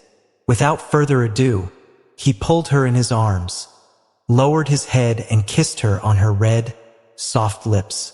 Debbie stood on tiptoe, kissing him back passionately. Without opening her eyes, she dug through his pocket to look for his phone. She found it easily and, waving it before his eyes, switched it off. She loved him so much that she couldn't wait any longer to give herself to him now. And more importantly, she didn't want Megan to destroy their romantic night. Somehow, she got the feeling that Megan would have. Carlos took the phone from her hand and with total disregard, threw it away as he picked her up and carried her to the bed. The ambience was just right for their affair. The bedroom was dimly lit and a faint fragrance of rose permeated the air. Carlos carefully laid Debbie onto the kind-sized round bed and pressed himself against her. Her body was shaking like a leaf out of nervousness and excitement. In a hoarse voice, he whispered in her ear, "Deb, I will never let you go in my life." And then he lowered his head again to kiss her. Debbie was already in a trance due to the passionate kiss he had planted before. Suddenly, something dawned on her. She covered his lips with her right hand and used her left hand to take something out from under the pillow. Something square. It was a velvet box, evidently expensive. She opened the box and the thing inside it made Carlos' face sour. "Carlos Huo, this ring will forever be a witness of my love for you. From today on, you are to be my man and mine only." Debbie had worked hard in the bar the past few months with the sole intention of buying this ring for Carlos. She believed that it would make the ring even more special when she bought it with the money she had earned by herself. Carlos was sulking because she had beaten him in the race to buy a ring first. Ignoring his long face, she slid the ring softly on his finger. Fit him well. Debbie was quite proud of the fact that the ring she had chosen was of the right size. Before going to buy the ring, she had waited for him to fall asleep and measured his size with a string. "I believe many women will give up on him when they see his ring," she thought to herself, pleased by her devious love. Carlos grabbed her hand tight and tried to protest. "Deb, usually." Debbie knew very well that Carlos was very chauvinistic. She withdrew her hand from his grip, snaked his neck with both of her arms and kissed him on the lips before assuring him, "Honey, don't tell me that girls shouldn't take the lead in a relationship. I don't believe that for a second. As long as we're happy, nothing matters, right?" Carlos was stunned for a while. He had never expected that Debbie's thinking would be laid out like this. Recovering, he smiled and kissed her hair. "You're the boss tonight. Babe, I'm all yours." "She's so special," he was thinking. Actually, he had also planned to give his wife a ring. Tristan had found the rough diamond a month ago. Carlos had asked him to have the diamond processed and made into the best possible ring. However, it would take some time and the jewel wouldn't be ready until half a month later. He hadn't expected Debbie to give him a ring first. Nevertheless, he was elated. After all, he was now sure of her love for him. To keep the surprise, he decided not to tell her about his own preparations. She was going to find it out half a month later anyway. He pulled her close and kissed her affectionately. It didn't take long for Debbie to get into the mood and throw his coat onto the floor. Then she began to unbutton his shirt. She hadn't done this before, and as a result, she was clumsy in her movements. Several minutes passed, but she managed to work her way through a mere 2 buttons. Carlos was unable to bear it anymore. His erection was killing him. He pulled her hands away from him and began to strip himself off. His tie, shirt, leather belt, her nightgown. Very soon, everything had been thrown onto the floor. His voice, full of sensuality and allure, came to her ears. His breathing deepened slightly and his heart was quickening against her hand. The next second, she felt all of his weight on top of her, pressing her back into the bed. She was nervous, but at the same time, full of a desire and passion to make love to him. In fact, she was excited and looking forward to it. As she ran her hands down his back and along his waist and then his front, his passion rose even further, and finally he cut to the chase. Be gentle. Debbie didn't want to refuse him anymore. Instead, she wanted him to continue kissing her, caressing her, stroking her all over. The next morning, she was woken up by her phone alarm. Although she had switched her phone off the night before, the alarm still functioned. She tried to raise her arm to grab her phone and shut it, but her arm was killing her. Before she could will herself to raise her arm, the alarm was shut off abruptly. She opened her sleepy eyes due to the sudden cut-off, only to see Carlos turning off the alarm at her bedside. "Old man, what time is it?" she murmured. Something was not right. Suddenly, she remembered it. She had gotten laid last night. Debbie's eyes widened as she shot up straight, only to wince immediately because of the pain. Ekek. Ouch. Her body hurt all over. A hard and painful reminder of the soft and sensuous night she had had. Carlos lowered himself near her with a smile and asked in a soft voice, "Hey you, are you hungry?" Everything which had happened last night flashed across Debbie's mind. She lay back, covered her head with the quilt, and asked in a shy voice, "Old man, why are you still here?" She felt shy as she remembered that she had been the one to ask for the sex. Carlos was amused by her childish behavior. Throwing back the quilt, he looked at his girl, whose face was very red shade indeed, and asked, "Why are you so shy? I'm yours now." She used to be a bold girl who would sometimes tease him and tell dirty jokes. Why was she being so shy after getting laid? "I am not shy," she murmured, but her cheeks betrayed her. Her face was as red as a tomato. Carlos tried hard to suppress his giggles and pulled her into his arms.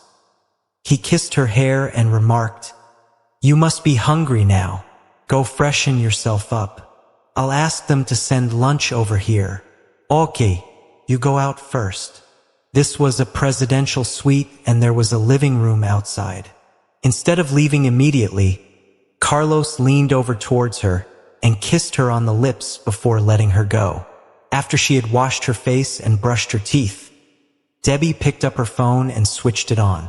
Only then did she see that there were several missed calls and unread messages. They were from Jared, Casey, Curtis, Colleen. Opening the WeChat app, she saw several friends' messages. Colleen had written a rather cryptic but meaningful message. "Well done, Debbie." Jared had sent her dozens of messages, and the first one was, "Bro, you have to be cool. The news must be fake." Casey was trying to comfort her for some reason. "Debbie, where are you? Let me stay with you together. Don't take such small things to heart."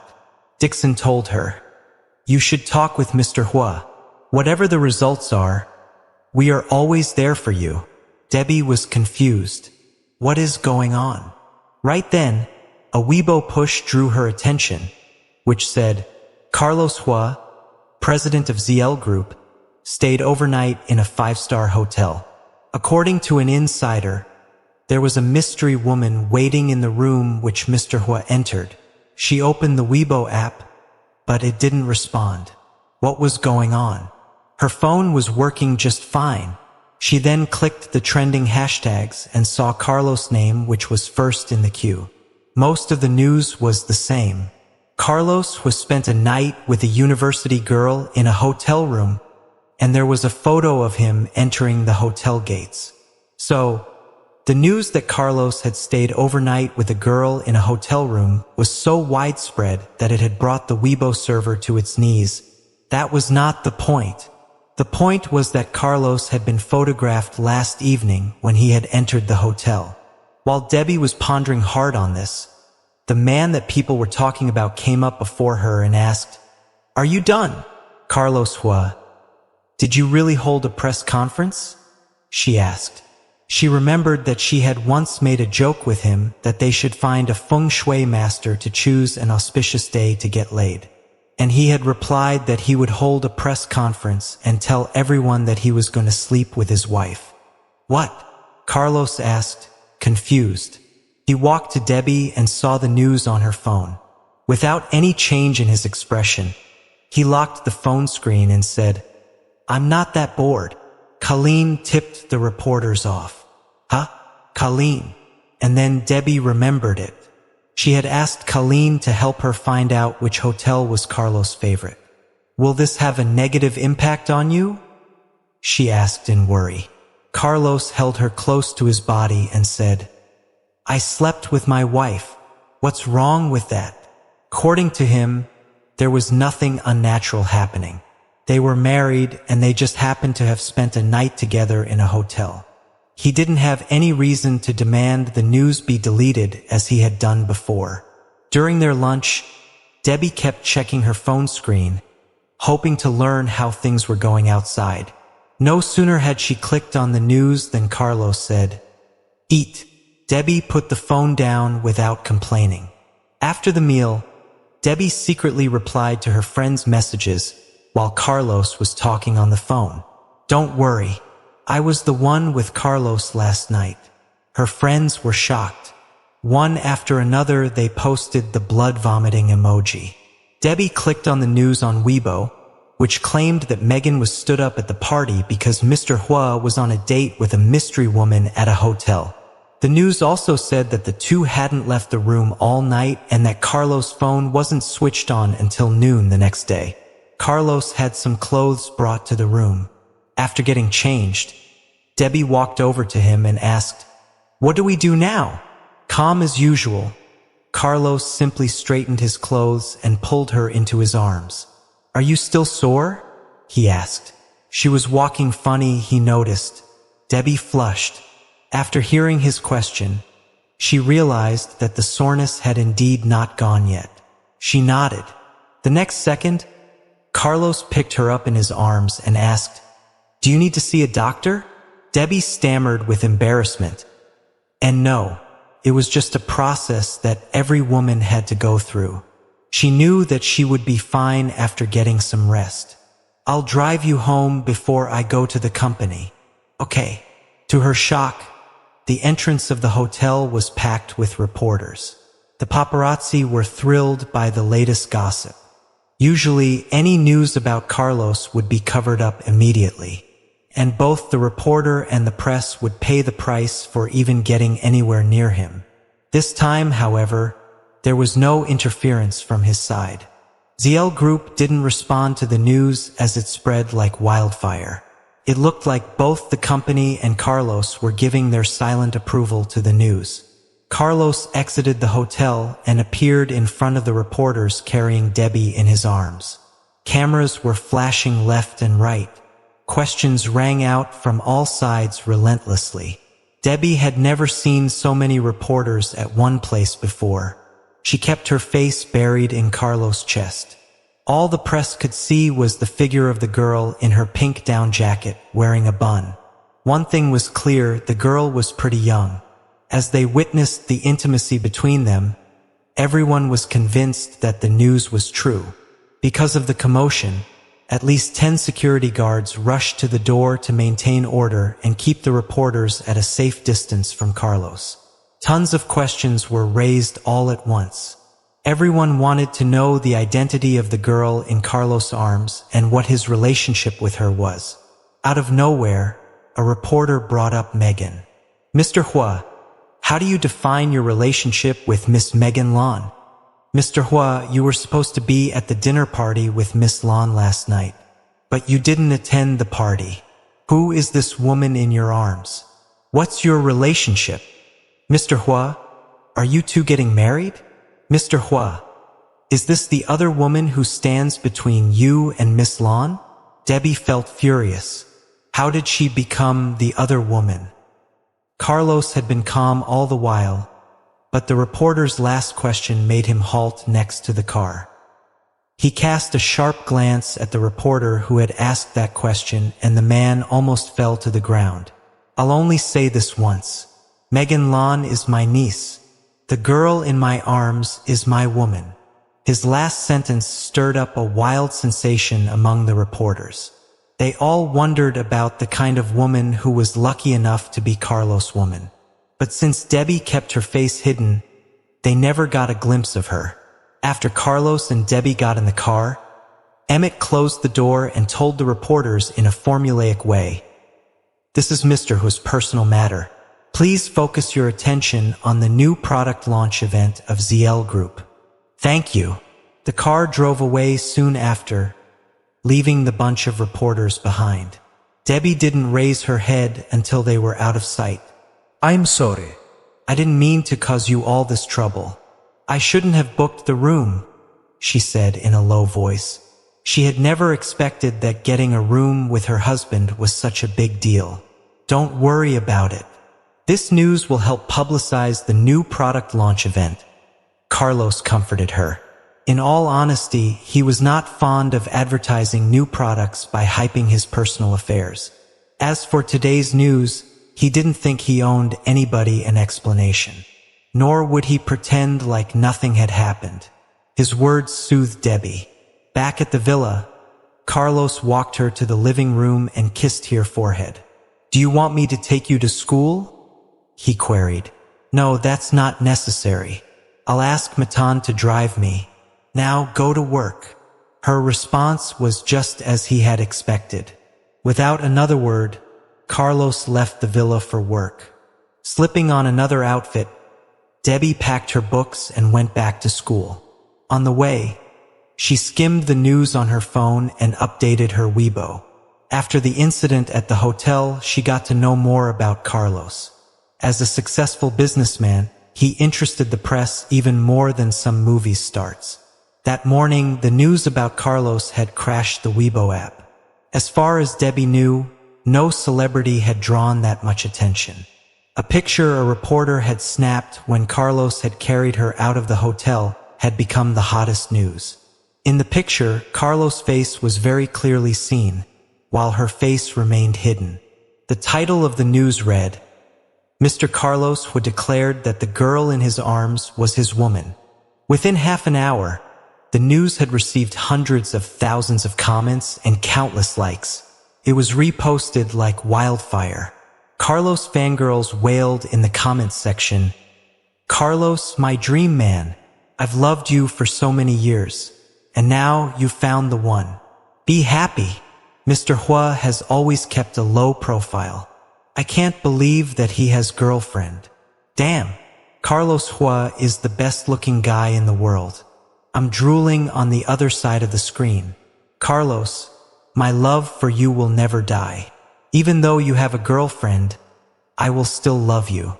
Boo hoo. My woman. So cool. Mr. Huo is bloody awesome. Wish you so much happiness forever." Seeing all the comments, Debbie realized that there were so many girls who loved Carlos the way she did. She obviously had dozens of rivals in love. At ZL Group, Carlos was listening to one of his secretaries, Zelda, do a report in his office when his phone rang. The caller ID said it was his mom. "Mr. Huo, that's all. I'll leave it at that." When Zelda realized it was a personal call, she put the file on the desk and excused herself. Once she stepped out and closed the door behind her, Carlos took the call. "Hello, Mom," he greeted. "Son, did I catch you at a bad time?" Tabitha Luo asked in a gentle voice. "No, not at all. What's up? Your father and I saw the news this morning." "Did you?" Tabitha Luo didn't finish her sentence. Carlos knew what she was trying to ask. "Yes, Mom, it's true," he admitted. "Then bring her home, please. Your father and I would like to meet her. Or, even better, I can come over in the 2 days I'm taking off duty." Something important occurred to Tabitha Luo. She urgently needed to meet her daughter-in-law-to-be. "Okay, I'll have Emmett book an air ticket for you." For Carlos' part, he wanted to wait until his mother arrived to tell her that he and Debbie had already gotten married. "Okay then, I'll let you go back to work." Take care of yourself. Okay? Sure. I will, Mom. Bye. Hanging up the phone, Carlos looked out the window, deep in thought. Not long after he and Debbie had registered for marriage, his grandfather had fallen into a coma. Therefore, till now, his parents still hadn't known about the marriage. At the economics and management school, out of the bathroom, Casey suddenly dragged Debbie in her arms and asked in a whisper, "Tomboy, tell me, last night, did you and Mr. Huo, huh?" Instead of finishing her sentence, she gave Debbie a mischievous wink. Hearing last night mentioned, Debbie yanked her hand free and rolled her eyes at Casey. Her face turned red. "You know it all, don't you?" "I have some clues, sweetie," said Casey in a naughty tone. "Well, I can tell when a woman has had sex. You walk differently. In addition to the news this morning, I can put two and two together," she whispered. Debbie was so embarrassed she pinched Casey's arm, held her neck, and threatened, "Shut up. Keep it to yourself, honey." Casey started laughing hysterically. Then she noticed the hickeys on Debbie's neck. "Oh my goodness. What a crazy night it must have been for the two of you. Look at those marks. I can imagine the passion. Tisk tisk." She made funny clicking sounds with her tongue. Flushing with embarrassment, Debbie pulled the zipper of her down jacket up quickly and wrapped herself tight. "Shut the hell up," she growled. Then lowering her voice, almost to a whisper, she said, "Remember that $100,000 you took from your dad and spent on a toy boy? Well, I too can snitch on you, right?" Straight away, Casey slapped her shoulder and protested, "You ungrateful girl. I just treated you to a nice lunch and now you want to blackmail me? Our friendship is over." "To hell with it," retorted Debbie. "You thought you could buy me off with a meal? Well then, take me to Starbucks this Saturday. Their new French le flan and salted caramel and nuts cake, 2 shares each," she teased. "No problem. But since when did you become a fan of salted caramel?" Debbie propped her hands against her chin and said slowly, "I don't. But since it's you who is paying, I'll eat it anyway." Casey pushed her away. "What kind of friend are you? Go fly a kite." To which Debbie replied with a teasing smile, "Good. Then Christina and I are going hiking on Saturday without you. Christina is with Dixon every day. How is she going to have time for you? Poor tomboy. Considering your husband is hideously busy, you're stuck with me on Saturday. Can't you see?" Casey joked, feigning an air of indifference. "Now, say something nice to me, or you will be going hiking alone," she coaxed. "Cool. You want to bet?" said Debbie with a playful wink. "On what?" "I'm going to call Mr. Handsome now. If he agrees to go hiking with me on Saturday, you will buy me lunch for a month. If he doesn't, I'll buy you lunch for a month." "Interested?" Casey clapped her hands excitedly. "You got yourself a deal," she exclaimed. But on second thought, she said, "Wait, you and Mr. Huo are hot for each other right now.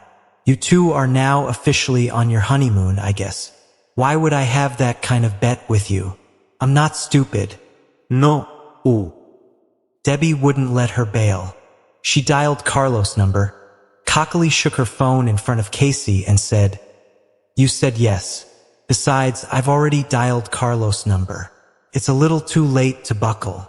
"Devil," Casey cursed. Debbie put her phone to her ear. Soon the phone was connected. "Honey," came the greeting from the other end. The sudden sappy form of address almost made Debbie choke on her own saliva. "Ugh." "Well, Mr. Handsome, are you busy?" "Not really." "Why? Miss me?" asked Carlos. Casey pushed herself towards the phone to listen to the conversation. Are you busy this Saturday? I'm thinking of going hiking together, you and me." "Saturday? We can't. Your mother-in-law's coming this Saturday." "Huh? Mother-in-law? Debbie totally freaked out. For a long moment, she couldn't think straight. My mother-in-law? No. Why is your mom coming all of a sudden? She asked nervously. She wants to meet you. Isn't that normal? Realizing she had overreacted, Debbie cleared her throat and replied, Well, I guess it is. Her plane will land on Saturday noon. Let's pick her up together then. Okay, Debbie responde numbly. All she could think of were the words mother-in-law and coming. If you want to read more chapters, please visit. What does she look like? Will she like me? What if she doesn't? Her mind traveled miles away. What do you want to have for lunch? How about you come to my office so that we can have lunch together? Carlos continued. What? Lunch? Oh, lunch. The word lunch brought Debbie back to senses. She looked at Casey, who was talking to her friend on WeChat, and complained, It's all your fault. Now I have to buy Casey lunch for a month. I can't have lunch with you anymore. Hearing that, Casey knew she won. Cockily, she held up 2 fingers and made a victory gesture. Ha! Carlos was confused. Why is it my fault? Debbie bent over the desk listlessly and told him, I had a bet with Casey and I lost. A bet on going hiking? Carlos guessed, and he was right. Yes, she answered. Carlos was amused. Come to my office for lunch later. I'll sort it out with Casey. Okay? No. I lost the bet, so I'll buy Casey lunch for a month. We had a deal, Debbie declared. Deb, I was kidding. It doesn't matter you buy me lunch or not. Don't take it too seriously, said Casey. They were good friends. Even if Debbie broke her word, Casey wouldn't mind. Put Casey on the phone. I'd like to talk to her. Carlos knew how much friendship meant to Debbie, and her word was her bond. He decided to help her out. What do you want to say to her? Debbie got tense when Carlos said he wanted to speak to Casey. What in the world does he want to say to her? Carlos laughed. Relax, honey. I'm just trying to help. Don't worry. I won't tell her how great last night was. Debbie blushed and explained hurriedly. No, that's not what I mean. Why do you want to speak to her? Never mind. I'll put her on the phone right now. Then she handed the phone to Casey. It was only then that her friend realized that Carlos wasn't joking earlier. Casey stared at the phone, scared, as if it would bite her. Gnawing her index finger, she asked, Mr. Huo? Mr. Huo wants to talk to me? For real? Debbie blinked with a nod. Yeah, for real. Casey immediately put her phone down, and before taking Debbie's, she wiped her hand on her clothes, as if afraid that the phone would be stained. Hi, Mr. Huo. She greeted him respectfully. Watching her friend's dramatic reaction, Debbie was rendered speechless. Carlos said something over the phone, and Casey explained nervously, No, Mr. Huo, I was just joking. It really didn't mean anything. Please don't take it seriously. I've barely spent a dime of the card you gave me last time. Debbie and I were really just fooling around a moment ago. Hoping to convince Carlos, Casey used the word really repeatedly, stressing it every time she said it. Then she paused as Carlos responded to her explanation. Debbie couldn't hear what he said easily. This time, Casey nodded resignedly. Okay then. Thank you, Mr. Huo. Casey put him on hold and handed the phone back to Debbie. Debbie took it off hold. What did you say to her, old man? She asked. Nothing. My secretary will pick you up at noon. We're having lunch together. Although puzzled, Debbie agreed. Once the phone call ended, Casey remarked anxiously, Your husband is way more serious than you are. What do you mean? Debbie wondered. Then Casey told her what Carlos had said on the phone.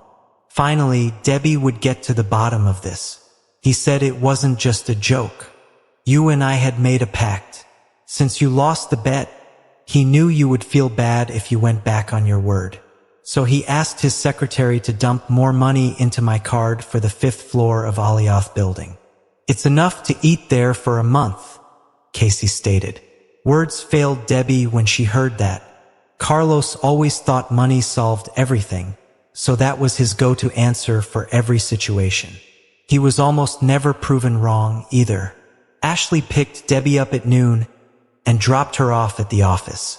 Carlos was there waiting for her and said, "Let's go out to eat." After the waitress had taken their orders, Debbie asked, "What does your mom like? What's her favorite food? What does she do for fun? What does she hate? I'm so nervous." Nubita. Carlos took her hand in his, patted it lovingly, and comforted her as she looked at him in confusion. "My mom is your mom too. You'll have to get used to that. But hey, don't worry. She's nice. She'll like you." Debbie was uncertain. "Really? You think so?" She'd heard that a lot of fights were caused by the mother-in-law and her attitude toward the bride. "Yes, I'm super uber sure," Carlos replied. She loved it when he tried to be cute. A handsome man with a playful wit made a wonderful husband. His mom, Tabitha, used to tell Carlos he should marry an outgoing girl. And that was just it. Upbeat and outgoing, Debbie was perfect. So Carlos was positive his mom would approve. Debbie was relieved to hear him say yes. "Okay. How long will your mom be here?" Carlos gave her a sidelong glance as he unfolded a hot, wet towel. "Not just my mom, our mom. 2 days," he corrected. "Oh, sorry. Our mom, our mom," she repeated in her head. "Got it." During the meal, she was preoccupied with the fact that she was going to meet her mother-in-law. She was anxious and excited all at the same time. When Carlos talked to her, she was very distracted. "Where did you get the money for the ring?" asked Carlos. He got a notification for every transaction with the card he gave her. According to the notifications, she hadn't spent over 1,000 at a time recently. So obviously, she didn't use the bank card to buy him the ring. It wasn't that he didn't trust her or was spying on her. The notification function came with the card. It was something he could turn off, but he felt it wise to keep it on. That way, if someone stole it, they'd be easier to track down. "I earned it, of course," Debbie answered proudly. "I wonder what she looks like? Since Carlos is so handsome, I bet she's gorgeous. Probably he got those good genes from her," she thought to herself. "How? By singing. Should I go shopping with her or something? Where? At a bar. Oh crap." She suddenly realized she'd been tricked into blurting out things that she had been hiding from him. The look in his eyes told her that he was angry about something. She tried to recall what he had asked and what she had said. He grabbed her hand tightly and demanded, "Why do you have to sing at bars?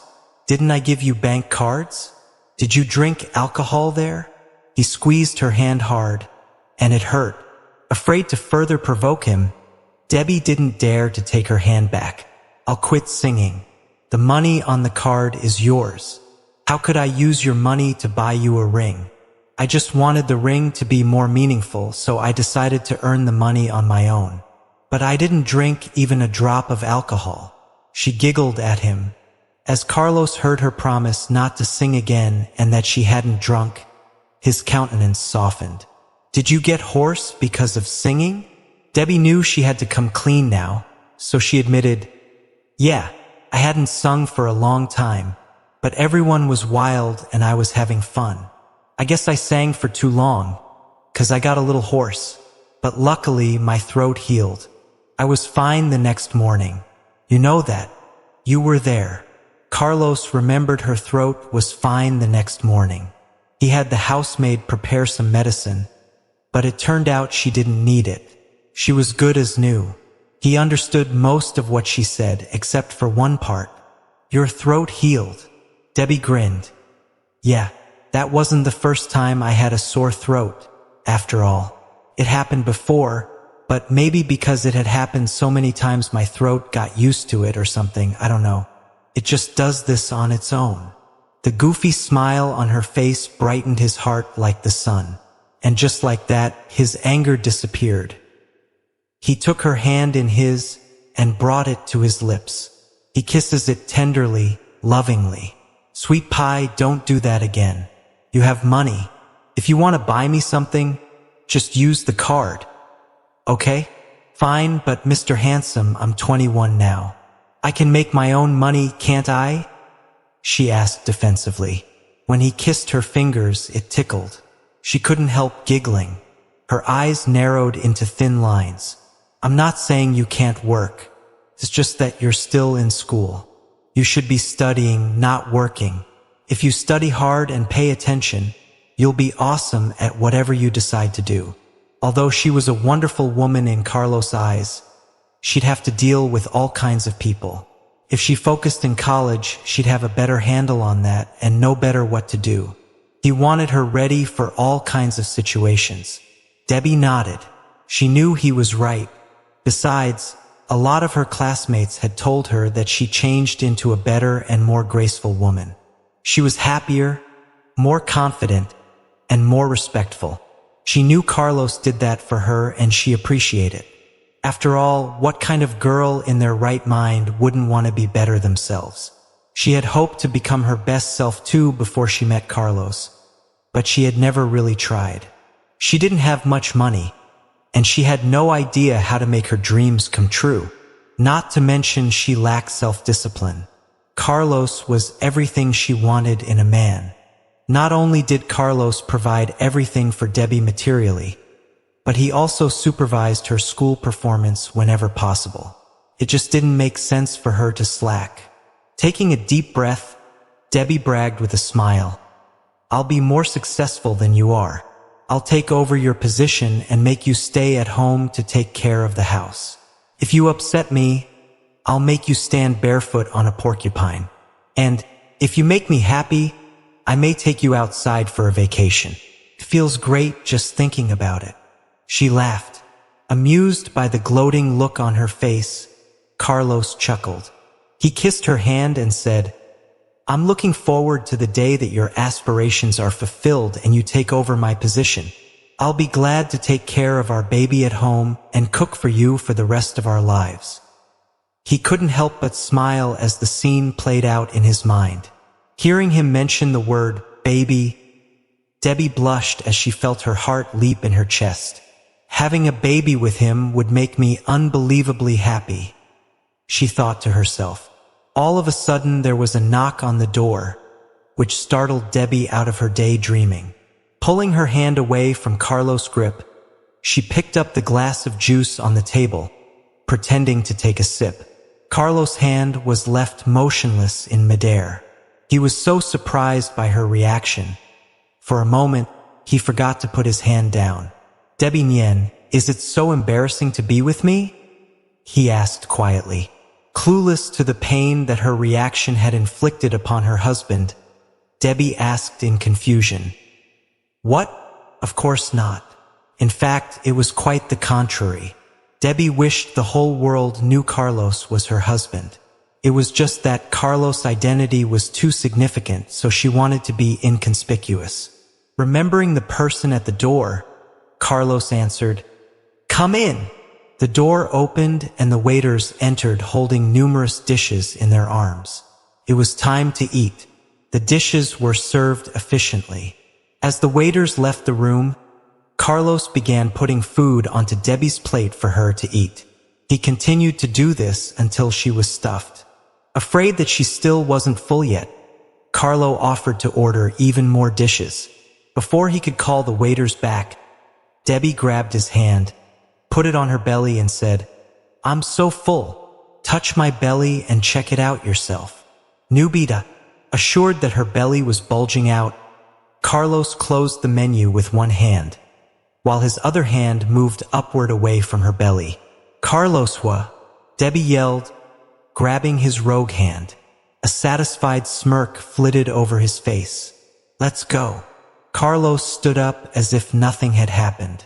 As he began to walk away from the table, Debbie quickly followed him, sliding her arm into his. Are you going back to your office? she asked. No, I have to meet with a client at Clouds Road. I can drop you off at school if you'd like. Okay, Debbie replied. That evening, after school, Debbie dropped by her aunt's house to bring her some lipsticks before heading back to the villa. Debbie, this brand is insanely expensive. How can you afford it? Where does the money come from? Lucinda asked. She knew Debbie's husband was supporting her, but she didn't know how much he gave her each month. Nor did she know who Debbie's husband even was.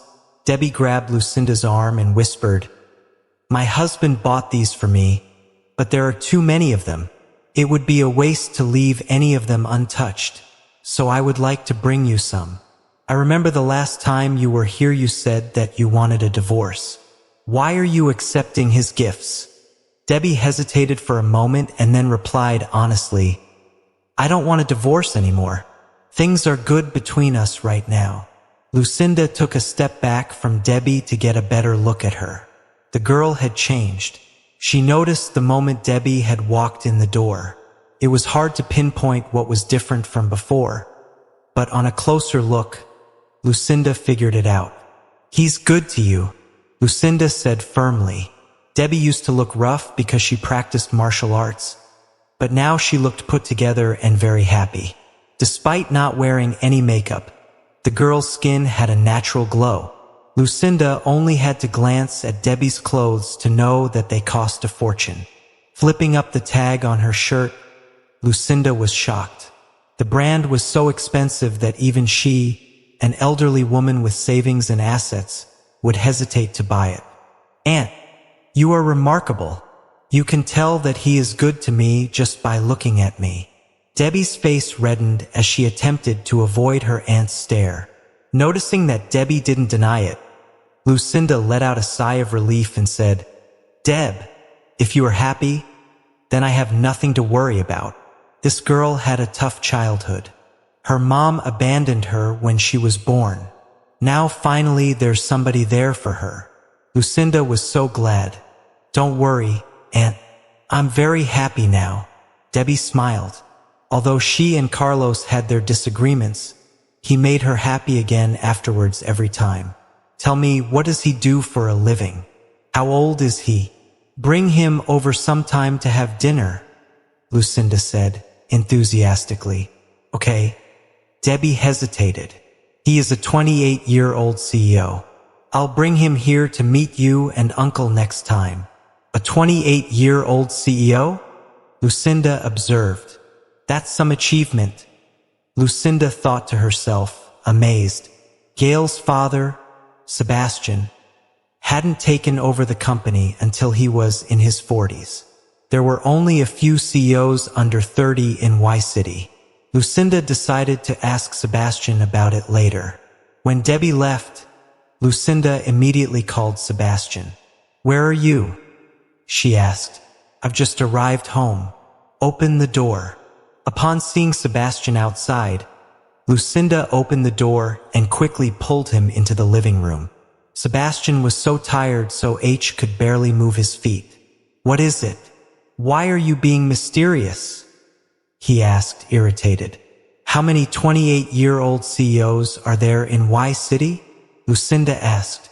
Sitting on the couch, Sebastian rubbed his temples to relax a little. Why are you asking? He responded after a glance at his wife. I told you that Debbie was married, right? Yeah, so? Tonight, Debbie dropped by and brought some lipsticks that cost thousands of dollars each. She also bought you a fancy tobacco pipe. She said it was her husband's money. Guess what? Her husband is a 28-year-old CEO. Hearing that this was about Debbie, Sebastian focused up. He thought about it and then replied, a 28-year-old. Hayden, who has just started to make a name for himself in Y City, seems to be 28. There is the son of the Huo family, the oldest son of the Zhang family, and Carlos Huo of ZL Group. Thinking of Carlos Huo, Sebastian seemed to gain some energy. Could it be Carlos Huo? I heard on the news that he carried some college girl out of a hotel room this morning, he said. Could the college girl be Debbie? He wondered. Lucinda had heard of Carlos Huo before. While she knew who he was, she didn't think it could possibly be him. Carlos Huo. That's impossible. Stop freaking me out. As far as I'm concerned, he doesn't even know Debbie. They are people from two completely different worlds. How can he be Debbie's husband? Let's be realistic. I say it might be Hayden. He and Debbie know each other. They used to date. Rich and powerful, Carlos Huo was beyond their imagination. The wedding of such a man wouldn't have been so discreet and private. The news of his marriage would have traveled throughout the city. He also wouldn't have married such a lowly girl. When Artie was alive, Debbie had lived several years as a wealthy, spoiled girl. But compared to the Huo family, her family's wealth was practically nothing.